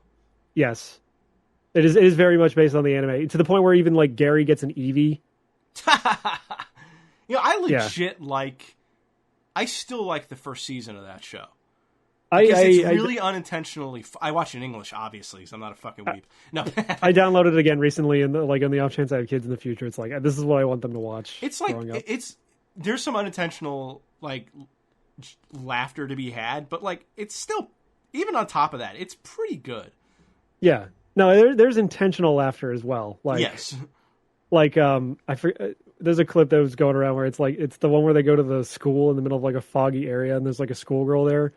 And the kid shows a picture of this schoolgirl to them, and Brock's like, she can violate my rights anytime. Yeah. It's like, it's funny too. In Judgment, there's a side cases for tracking down the Twisted Trio. They're sex pests. Oh, and one of them. So they tell you the description of them first, and it's saying how this guy loves to grab asses. and all this stuff. And Christina looks at me. She's like, "Oh, it'd be funny if he looks like you." and so and then like and his name is Ass Ketchum. No way. In Judgment, they called him Ass Ketchum. That's fucking. And then of course great. when he showed up, he looked like me. And he's wearing a pink tracksuit, which is of course something I would wear. It was so crazy. I did post it on Twitter, but I was like, God, you gotta be shitting me. That rules. It was awesome. He had the shaved head, a beard, and black rimmed glasses. I was like, come on. He was much more muscular than I am though, because he was a runner. It's gotta be a gym. It's gotta be a gym leader that looks like you. Maybe not in the first generation, but oh, I don't know. I want to be the one that hits on Misty, the big army guy. Oh, Lieutenant Surge? Yeah, Lieutenant Surge, because, Misty's like, I don't know, 7. Oh, we were watching Labyrinth last night. And it just got to the point. Yeah, it got to the point where David Bowie's like, stay with me, let me rule you, and I will be your slave. And then, like, she says, you have no power over me. And I'm like, bitch, I'm 16. What the fuck? Yeah. I don't know how old Jennifer Connelly was herself when they made that movie, but I think she's supposed to be like a teenager in like. She might have been pretty young because it was 85, right? I guess I'm not sure. When Labyrinth came out. I didn't see that movie until I was like 20 something. Like, yeah, me too. But I love it. Me same. Me same. Yeah, that's it. Yeah, well, how old? I love that.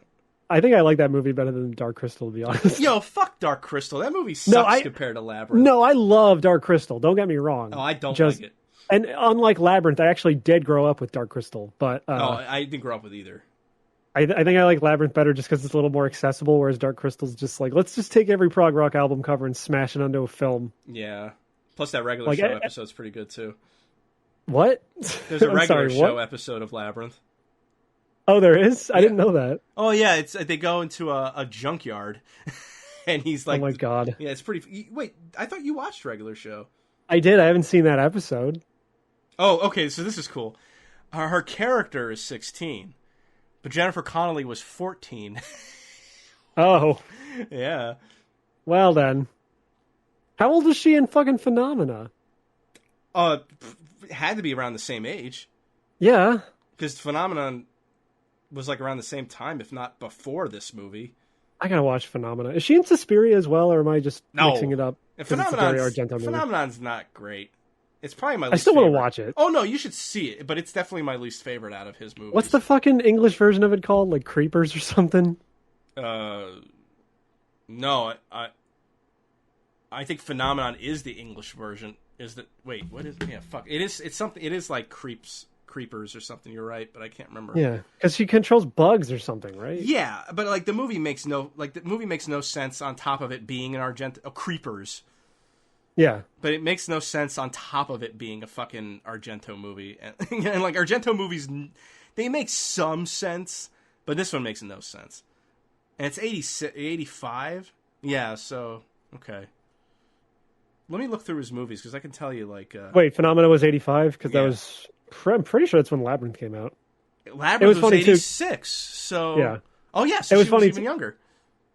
It was funny, too, because I was showing it to Ether, who'd never seen it. And he's like, this is like a point-and-click adventure game. I'm like, funny story. LucasArts actually made a point-and-click adventure game based on this. That like one of the first text adventures with pictures. So there you go. Oh, shit. Yeah. For like Apple IIe or whatever the fuck. Way back in the day. Actually, I think I pretty much watched all of Argento's movies now.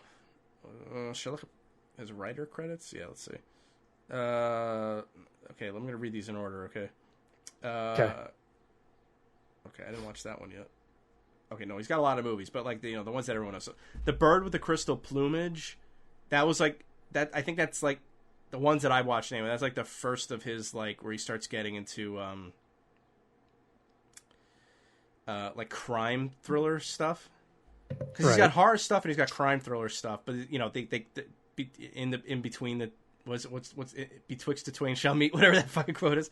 They So yeah, Bird with the Crystal Plumage was pretty good, and then Cat o' Nine Tails was really good, and then there's a bunch. Deep Red is probably my favorite, and then we start getting into the horror stuff: Suspiria, Inferno, Tenebrae. Yeah, that's more crime, but that was really good. And then is it Tenebrae or Tenebrae? I don't know how to pronounce it, so You're probably right. But then after that is Phenomenon. So Phenomenon is like towards the tail end of when his stuff started getting kind of meh. But me personally, I still liked Opera and The Church. But then that's still in his 80s, though. I think once you start getting into the 90s, I've heard his stuff's not good. And he's still making stuff all the way up to... Okay, I think he's actually still alive. Is he still alive? He might actually still be alive. Because he's got stuff coming out in 2022. Right. Anyway, I would love to have all of his movies. They're just kind of expensive on Blu-ray. Yeah. What are they, part of like Criterion Collection or something? I'm not. Yeah, maybe they are. Oh, they're not that. They're crazy expensive. They're like between like $20 and $30. I just always not. I try not to spend that much.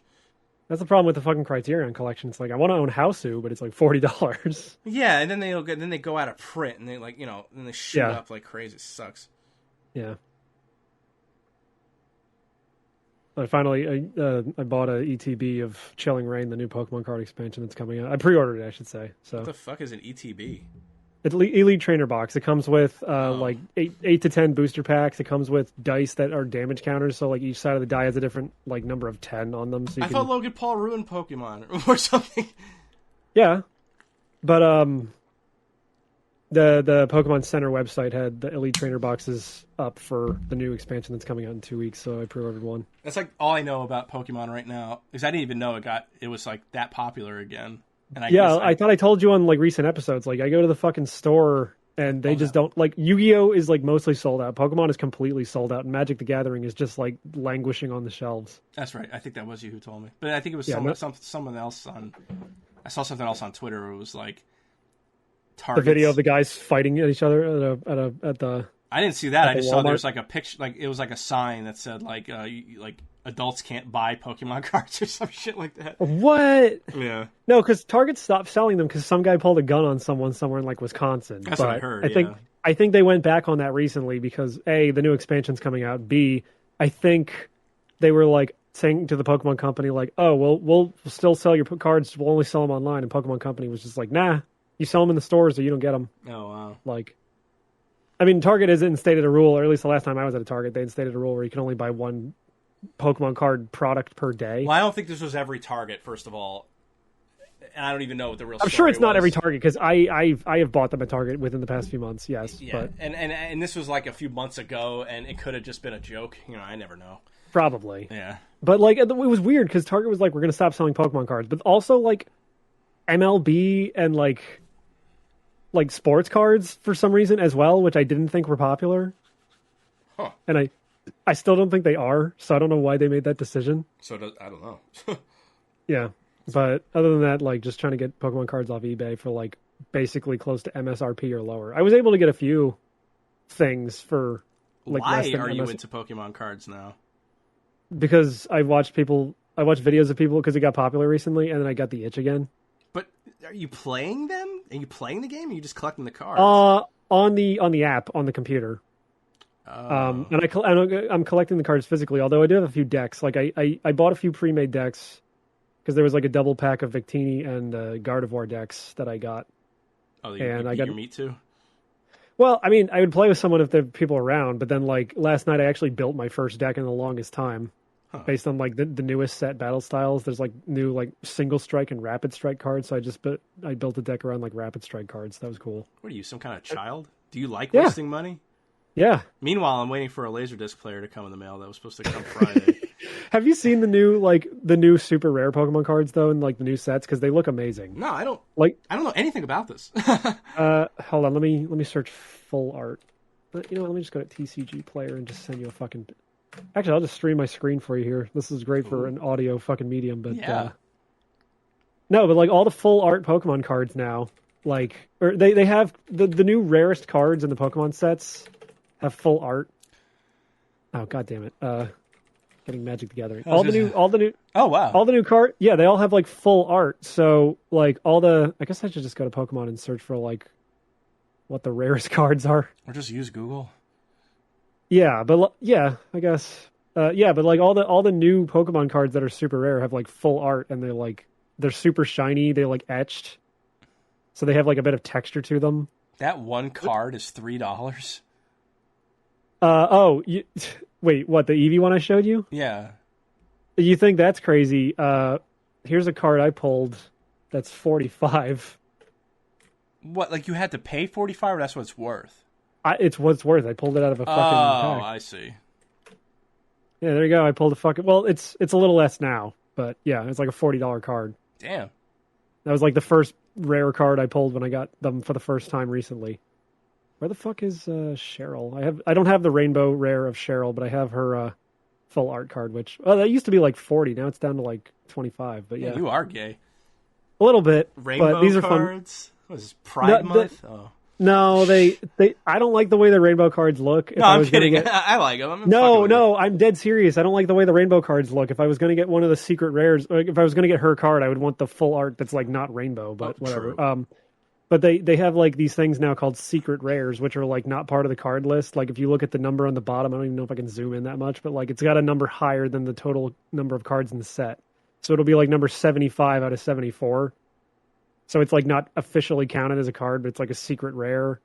But then like, because that's not the only one. Like they have gold cards that look ugly as shit too. I don't like the way these look. Yeah. But they're like the rarest ones. But I mean, when you're pulling these fucking cards out of these packs, the ones you want are like the full art V and V Max cards that look super dope.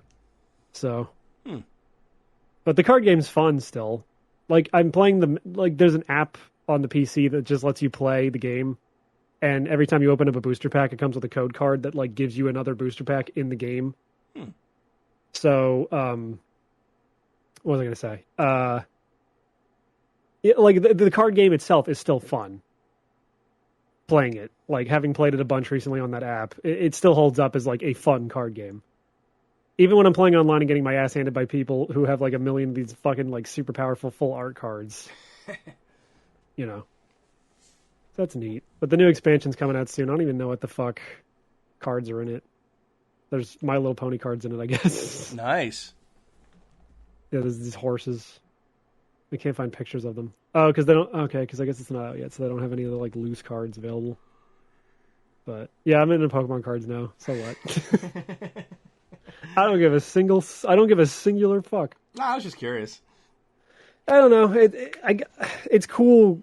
Like it's weird getting back into the cards again, but like it's fun.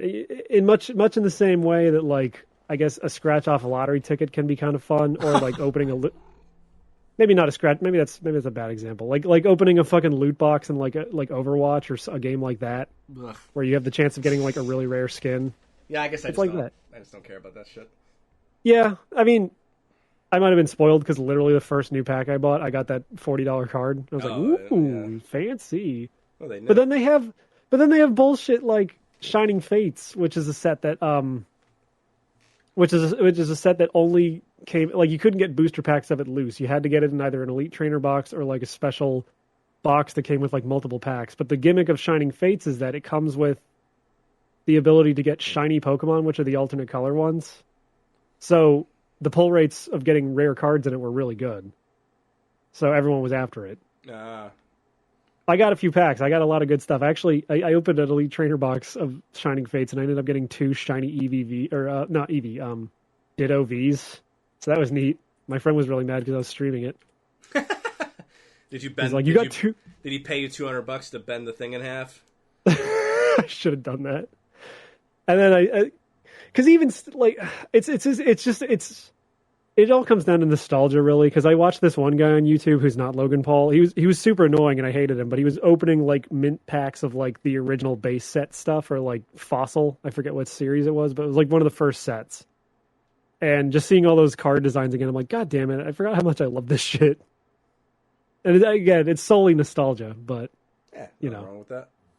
Just don't pull a gun on anybody. Don't get a gun pulled on you. I did, when I went to Target the one day, I did bring an extra set of clothes and I went in there so I could buy a second pack. No, you didn't. Yeah. I went in there, I bought one thing, went to the self-checkout, and then I went back to my car and changed clothes and then went back in and got another one. You fucking faggot. You were wearing a mask? Is that why? One time yes, one time no. Oh, that's why. Because I would have recognized you. I mean, even if I didn't know you, I think I would have recognized you. No, I had a different hoodie and different shoes and and I put on a hat and a mask. Yeah, but I know people by like their eyes. You couldn't see my eyes. I wear glasses. Oh man, that's Because cool. and I had to do it that way because unlike at Walmart, Target will stop you at the self checkout if you try to scan more than one of these. It'll be like getting cashier. I'm like, God damn it. Whereas Walmart, if I see like 3 packs on the shelf, I'm like, oh, you just scan all these and it's fine. I normally don't. Like, there's a video of guys fighting each other at Walmart over this shit. It's fucking disgusting. So I'm trying to like pull it back a little bit. That's why I've just been going on eBay and being like, well, if I get a good thing for a good price, then cool. If not, then whatever. Well, But, yeah, I mean, you're not a scalper. I mean, you should be able to buy No. 2 boxes if you want. I mean, but the fact that you had to disguise yourself is pretty funny. No, but it's also like because I guess Logan Paul is the fucking origin of this shit. I didn't realize. I just I don't thought it know. was I heard getting a joke about it. I have no idea. Oh, well, I heard Logan Paul spent a bunch of money on like original Pokemon cards or something, and that's why they're popular again. But it's just like I don't know. They've made the cards super. They're the coolest looking. When the cards are rare, they're the coolest looking cards that are out right now compared to like Yu-Gi-Oh or Magic or I guess people play the Dragon Ball card game, but I don't know a single person who does. I didn't even know. Well, I'm not Yeah. really into card stuff. I have no clue.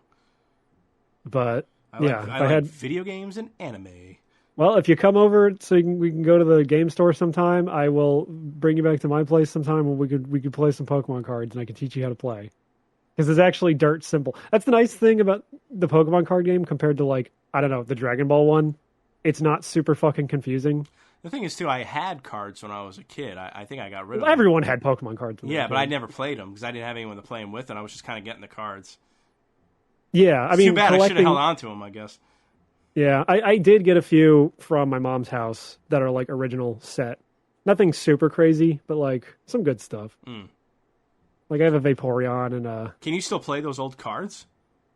you can, but it's not. Here's the thing: all the new Pokemon cards, like the HP values, are like insanely high now. So like Charizard, base set Charizard, its max HP is 120. That was like the highest HP of any Pokemon card back in the day. Oh. Nowadays, with the V cards, which is, I mean, they're literally called V cards, but the Pokemon V, if I can find one here, god damn it, as I'm scrolling through. I mean, even like weaker Pokemon from the base set, like Kadabra, there's which that is Pikachu. Kadabra, which is like which is an uncommon card, has 60 HP. That 60 HP is like what the commons start at nowadays. Like whereas they used to start at like 40 or 30. Like Pikachu's 40, Bulbasaur's 40, Squirtle's 40, Charmander's 50. Man, Now, like, if you have a Pokemon like less than 40, it's like I don't even know how you play that. Yeah, make Pikachu chubby again. I love chubby Pikachu. That's I mean awesome. they have they have the big fat Pikachu, which is his VMAX form. If I could type, They have big fat Gigantamax Pikachu. Is that the one? Is that based off of the big blow up one with the vagina? No. So in the new Pokemon game, they have a new ability called Gigantamax, which yeah. turns your Pokemon giant. And Pikachu just turns into a big fat boy, which is great too, because on the Pokemon Center website, you can buy plushies. Whoops. Wait, what was I? Oh, fucking Christ, I typed everything in wrong. On the Pokemon Center website, you can buy plushies, and they have legitimately a $300 giant Pikachu one that's like 4 feet tall. Oh, those are cute. Yeah, I love the ones where they're dressed up like the trainers, but I mean, Yeah. like this one's $400, and it's a fucking. Oh, Jesus. It's the size of like a small child. Oh, man. Okay. Yep. They also have a Gigantamax Meowth that's like 6 feet tall, That's insane. but it's $300, so you know. Fuck. But I mean, it's basically a body pillow. So that's Yeah, neat. yeah. Me personally, I want. Oh wait, where's the Pikachu in the business suit? That's the best one. Where's Where is it? Lopunny? There, yeah. Oh, that is cute. Pikachu in a business suit. It's intern Pikachu Poke Plush for people who are listening to this and can't. This is so bad for an audio podcast, but whatever. Ah, fuck 'em. It's too cute. Yeah, they got a lot of cool stuff. You can buy Farfetch'd Leak if you want to. Yeah, why not? $35. Is it huge? Yeah, Oh, I like the Pikachu 30 wearing the what it's almost goes? 40 inches. Oh, okay. The ghost. Which ghost is that? Scroll down. That one. Gengar? Yeah, Gengar. That's cute. That's actually more Pico. That's a. Oh, I thought that was Pikachu. Okay. No, I mean he looks like Pikachu. They basically put out like a Pikachu every generation, like a Pikachu type Pokemon. Yeah. So in the new one, it's more Pico. He's I forget what type he is, but he can either be yellow or purple, and when he's purple, he's hangry. And I think he changes type. Huh. I think he goes to like dark type. But they have they have Pikachu's dressed up as like every fucking thing. Yeah, it's cute. I like Pokemon again. What can I say? Do they have a stuffed Caterpie? Oh, I'm sure I think they have stuffed everything, literally. Yeah, I've never seen this site. Yeah, you can order direct from the Pokemon Center. Like, it's sold out. Oh man, they have. I don't know why I got Dragonite socks. Some of their apparel is cool. Like some of this clothing I would actually wear. Like Hawaiian shirts. Yeah, fucking Hawaiian shirt with Vileplume and Bulbasaur and all that shit on it. That is pretty sweet. Yes. Well, I have that Animal Crossing one I got off from Etsy, so yeah. I don't even a Lapras fucking fedora. New.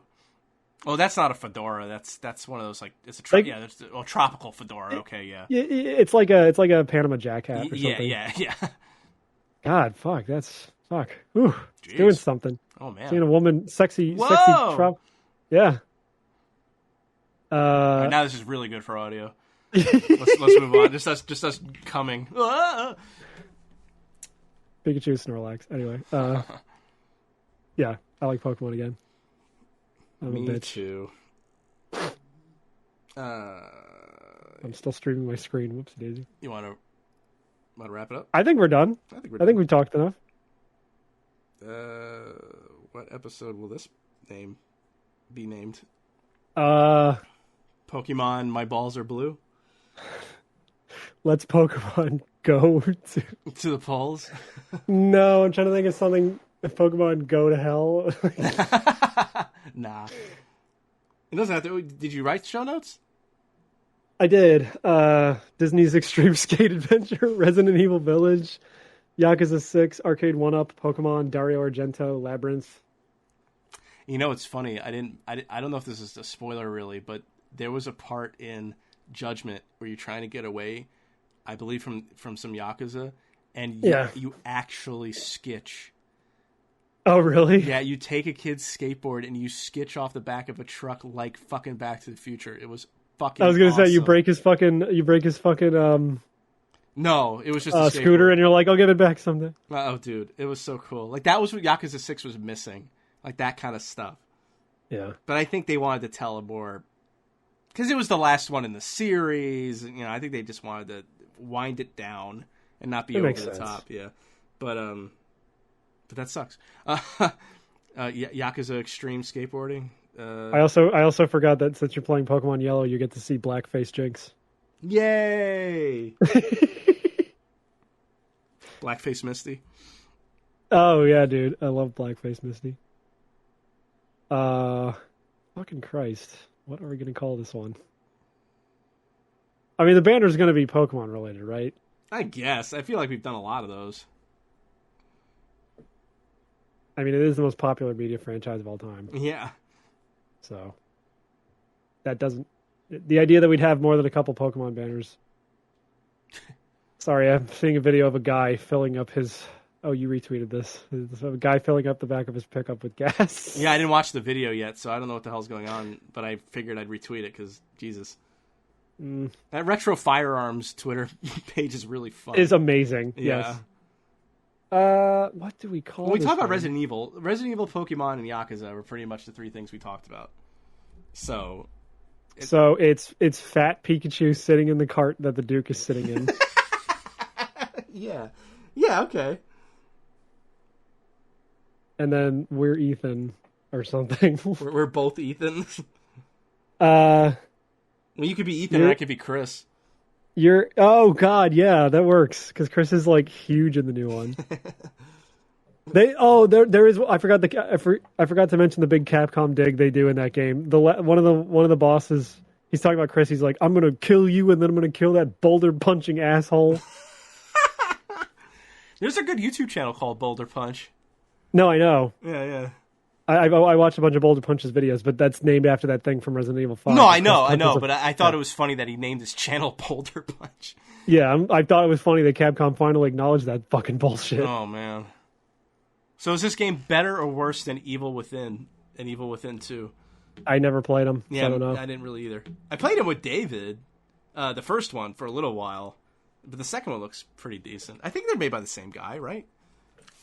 Yeah, it's Shinji Mikami. Yeah. Okay, Fat Pikachu in Duke's cart. What? Yeah. Fat Pikachu in Duke's cart. Mitch is Ethan. Matt is Chris. Mitch is trying to buy Pokemon cards. Yeah. Matt is skateboarding. Well, I just imagined me with my arm around you. Well, because I guess minor spoilers for 8, but Chris and Ethan do not get along very well in the new game. Yeah, I know. But I just feel like I should have my arm around you, and we're looking at the Pokemon cards. And I got this big goofy ooh, look how much space. Oh, I love it. Okay, Mitch is trying to buy Pokemon cards. Matt has his arm around him, going woo as he type in all caps. Maybe because he's got a VHS copy of Suspiria. Oh yeah. Yeah. No, it's a laser. No. It's because he has a laser disc. He's got the laser disc collection of Golden Boy. Because that's seriously, I didn't know that existed, and I want that. That exists now. Oh, dude, it's so cool because the 6 episodes are on 6 discs, and each since they're vinyl record size, so each of them has art of the girls from each episode. Oh my god! So and you know how that fucking art is. It's so it's so top good. I'm also glad that Gunsmith Cats is getting a lot of play recently. Yeah, I need to watch that. I never really watched it. The first episode, I watched the first episode. It's fucking amazing. You should really watch it. Well, I think I watched the first episode. I didn't get pulled into it, but I also wasn't super excited about. Well, no, I was. I liked City Hunter a lot, and then got kind of bored, and then got back into it again. But now I'm playing Judgment, so I haven't been watching anything really. I've been playing Judgment and watching Clone Wars because the Bad Batch show has been coming out. So I thought I'd go back and rewatch the Clone Wars show. And what's really funny is that when I originally started watching it, was literally the beginning of, it was March or April, the beginning of pandemic, when Animal Crossing came out. So I'm playing Animal Crossing all fucking day and watching Clone Wars and kind of tuning out of Clone Wars when I thought it was getting boring. But now that I've been just going back and watching Clone Wars, I was like, this show's actually, people say the first and second seasons aren't that great, but they are really good. What, of Clone Wars? Yeah. Is that the Tartakovsky one or is that the CG one? No, the CG one. Oh, okay. That is a surprise. Yeah, when I was watching it originally, I started waking up around the midway second season. So I was like, oh wait, this is actually really good. But I wasn't paying much attention during the first season. But now I have been, and I was like, this show's actually not too bad in the beginning. Also, they did put up Tartakovsky's Clone Wars, so I finally was able to watch that too. That is pretty fun. I wouldn't say it's great, but only because it's just a little strange after watching Clone Wars because they kind of retcon some things, right? But it does sort of continue from Tartakovsky's because Tartakovsky's kind of takes place. I think it took movies, place right? before Clone. Well, yeah, because it's Phantom Menace, Attack of the Clones, and then I think it's Tartakovsky, and then the Clone Wars show, and then Revenge of the Sith. Okay. I don't know if it was a conscious decision by Filoni and whoever else worked on Clone Wars to have it take place after Tartakovsky, but it does. Some of it does come because what's his name? Starts with a G. The robot lizard guy with all the lightsabers. General Grievous. Thank you. General Grievous. His voice is normal in the beginning of Tartakovsky. So he doesn't have fucking emphysema. No, and what happens is damn it, I'm like blanking on people's names. Obi-Wan Kenobi crushes his fucking rib cage. Oh, I had heard that. Yeah, yeah. Yeah, and it fucks him up, and then in Clone Wars he starts out with his voice all fucked up. Okay. So I thought that was really cool. So what did he sound like Meta Knight before that? Yeah, he had like a cool, just a regular kind of voice. But with this spicy accent. No, I don't think he had any accent. That's why I said he sounded like Meta Knight, because no, when I hear General Grievous, I hear Meta Knight like, this is fire Kirby. No. But when he started talking, he had a regular voice. I went, "What the fuck?" Hey, everybody, me, General Grievous. Oh, I even watched the movie. There was that Clone Wars movie, and I was like, this isn't that bad, because they were like, I was talking to, what's his name? Damn it, I'm blanking on everyone's names today. Long time listener, first time caller. Sorry, I'm gonna actually look up his name, because I know it's not right in the tip of my tongue, and I feel bad. Wow. Jake. I remember before I saw it. Okay, good. Jake. Oh, Jake. Hi guys, I'm here to help. Yeah. Jake is the one I talked to about Star Wars, because he does so much Star Wars. And wait, is he a lawyer, or am I thinking of Richard? Who's a lawyer? No, Jake is a lawyer now. I haven't talked to Rich in a while. I know he wanted to be a lawyer at some point. Yeah. Yeah, I haven't talked to Rich in a while either. But because I'm not on Facebook, and that was the only way I could talk to him was Facebook. Yeah, exactly. Jake too, actually. I hadn't talked to Jake for like a fucking year.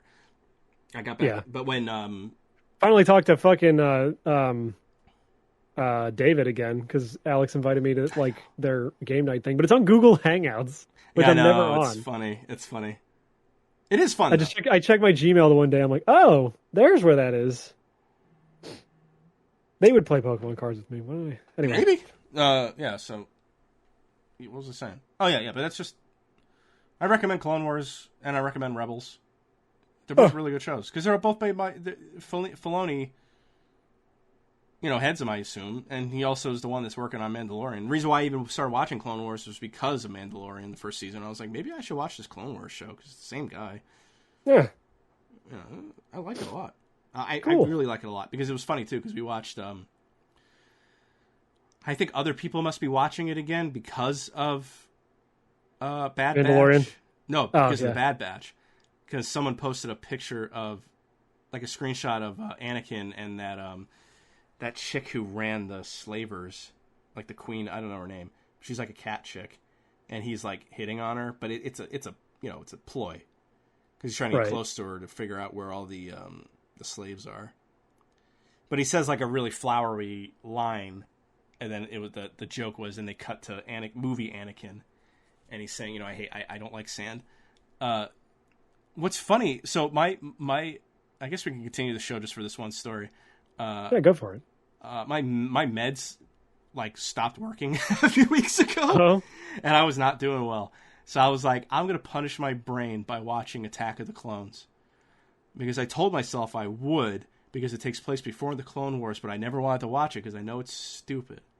But since my brain is being an asshole, I'm gonna make it watch Attack of the Clones. And I watched Attack of the Clones, and man, every 20 minutes I would yell out, "Why? Why? Like, why are these characters doing this? What is happening? Why are they doing these things?" Right. That movie, it's not... Now, the funny thing is, it's not the worst thing I've ever seen. It's just really stupid. It's just stupid. But Anakin is like the biggest piece of shit. I know I'm not saying anything new, because this movie's been around forever, and like I watch the fucking Red Letter Media reviews like once a year. But like he seriously, like, actually watching it and having context, because the last time I saw the movie was probably when it came out. So actually, and I've only the only knowledge I have of these movies now are the Plinkett reviews. So actually watching the movie, Anakin is such a huge piece of shit that it's like, it's so impressive that he's so likable in the Clone Wars show. And how the Clone Wars show, I've said this before, I'm sure, on this show, but like how they managed to make Jar Jar Binks a sympathetic, likable character. It's just it always blows my mind, because the shows are so good, but the movies, and I'm including the sequel trilogy, the movies are so bad. They're handled so poorly. Although I will say this, even though the plot was real stupid, I used to knock the CG in those movies. But now that I watch the Clone Wars, and like I'll admit, the Clone Wars ain't the prettiest show. Right. It's got a style. It was like mid-2000s. Yeah, right? but the show, like the Bad Batch, still looks like that. I'm talking like the character. Oh models. yeah, like, yeah. It's a style I don't hate it, but I know when people say it doesn't look good, I don't argue with them. But like Right. the CG in Attack of the Clones, like the backgrounds and the ships and stuff, everything's designed really cool. Like all that stuff does look really neat. So Yeah. I'll give it that. But man, the characters are just fucking retards. They just do the stupidest shit, and it's really hard because the plot of those movies is so convoluted and stupid. Right. The show like needlessly really, so. Needlessly so that the show really fucking tries its damnedest to like piece it all together. Because the last season, even the show got canceled for like years before they were able to put the final season out, like in 2019. And the final season's like the lead up to Revenge of the Sith, to the point where you see a little bit after the aftermath, where Anakin is Darth Vader and he's doing bad shit. And it's awesome. Like, it's fun. Like, the last 4 episodes of Clone Wars is better than all 3 of the prequel movies. It's insane. And like, Ahsoka is such a great character. She's fucking awesome. She's such a badass without being like, girl power garbage. Like, she never brings that shit up, ever. Right, right. It's so cool. It's such a good show. And what was I going to say? Oh, but like, the whole, like, Palpatine's plot and like, the Clone Wars itself are fucking... the clones were created to, and then the droids were created. It's like Palpatine was playing like 10D chess to get all this together. Yeah. And like the show, and it's still confusing, even though the show really does its best to make it all make sense. It still doesn't make a lot of sense because everything still has to like happen just so for his plan to work. Poor fucking Star Wars is a series that is fucking plagued by like having to fix mistakes of the past. Of its creator, though. That's what's so weird. Not even create. Well, I meant like, because Clone Wars has to fix the prequels. The cartoon has to fix the prequels, like by retroactively making the story fit together. And then fucking The Last Jedi has to fix, Rise of Skywalker has to try and fix The Last Jedi. Retroactively. Which that's funny, because that movie, like, I didn't hate, I always get them mixed up. What was the second movie? The Last Jedi. I didn't hate The Last Jedi when I watched it. No, because I was like, at least they were trying to do something weird with it. Well, I agree, but also like, did you have the whole thing where like you saw it after the fact? Like, oh yeah, I saw it way after everyone. Like, I already knew what was going to happen in the movie, and okay, so that probably softened it a bit too. Oh yeah, it was. Whereas I'm just sitting in the theater and going like, what the actual fuck? Oh sure, I mean, don't get me wrong, that movie's not good. I just didn't hate it. It was like with The Force Awakens. Like, I saw it way after the fact, and I was like, that movie was all right. I mean, it's it did what it but it's like, those movies are so calculated. Mm-hmm. So but man, The Last Jedi was a fucking snore fest. I literally fell asleep. Or you mean Rise of Skywalker? I'm sorry, Rise of Skywalker. Fucking goddamn it, Rise of Skywalker. I want to call the last one The Last Jedi because it's called The Last Jedi. You know what I mean? Right. It has the word "last" in the fucking title. No, Rise of Skywalker was so boring that during the climactic battle scene of horses on top of fucking starships, I fell asleep. I fell asleep twice. Because then I was like, Christina, you got to watch this movie. It's so stupid. I was like, I'll watch it again. I'll watch it with you because it's so because I fell asleep. I'll watch it again. I fell asleep again. And it was like the same part when the horses are on the ship. I was like, this. It was so retarded. It made my brain shut off. Like I couldn't stay awake. Plus, you don't care about anybody. That's the big problem. You don't give a shit. Whatever you say, boomer. Yeah, no kidding. Well, I can't really. I fall asleep playing Judgment, and I really like Judgment, but I fall asleep. Jesus Christ! This is a lot of reading. You might have narcolepsy. Maybe.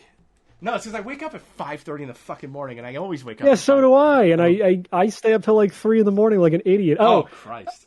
Shit, did I tell you I did a commission for the Wonder Bread guy? I didn't know you actually did. I saw that picture with the Wonder Bread. I didn't know. I thought you were making a joke. That's awesome. No, I was in a Discord call with him the other night. Oh, hell yeah. I Is that guy stayed up till, as cool as I imagined him to be? He is a character. I love him. That's awesome. I know him through another friend, and occasionally that friend is like, get in Discord. We're gonna get in a call with Murr, and we're just gonna talk. And he apparently was like, oh, you said you were gonna sketch me something, and I'm like, it's not in my DMs, bro. He's like, no, you said it on one of these calls one time, and I'm like, well, fuck, I don't remember, but I'll just stream it right now. I'll just started drawing live, and I was like, well, I gotta go to work, and it's almost midnight, so I'll just do this sketch first, and then we'll work something out later. And eventually, I just stayed up till like 2:30 in the morning finishing it up anyway. Yo, for the banner, can you have a fat Pikachu sitting like next to some Wonder Bread? No, no, because then he's gonna know I talked about it. Well, this is on the show. I'm still recording. I know, but we're not making fun. I'm genuinely not making fun. No, I love that guy. He's awesome. I never talked to him. I don't know who he is. I find the fetish odd, but in a fun way. No, because and I'm not going to speak for the guy, but he's clearly leaning into it a little bit. Oh, you but think? No, he said I think on the Dick Show he said that the impetus of it is like bratty girls with a wanton destruction that's unstoppable mixed with unbridled capitalism. So that's why the Wonder Bread's there and the deforestation. He said the impetus I think was Dee Dee from Dexter's Lab, which makes a lot of sense because she just. There's a bratty girl who goes around destroying all of Dexter's shit. Yeah, that's funny. But no, I love it. It's fucking great. But yeah, he's a character to talk to. I love that guy. He's great. But I may or may not have turned him on to the femboy from Steins Gate, so that's why Oh, no. I drew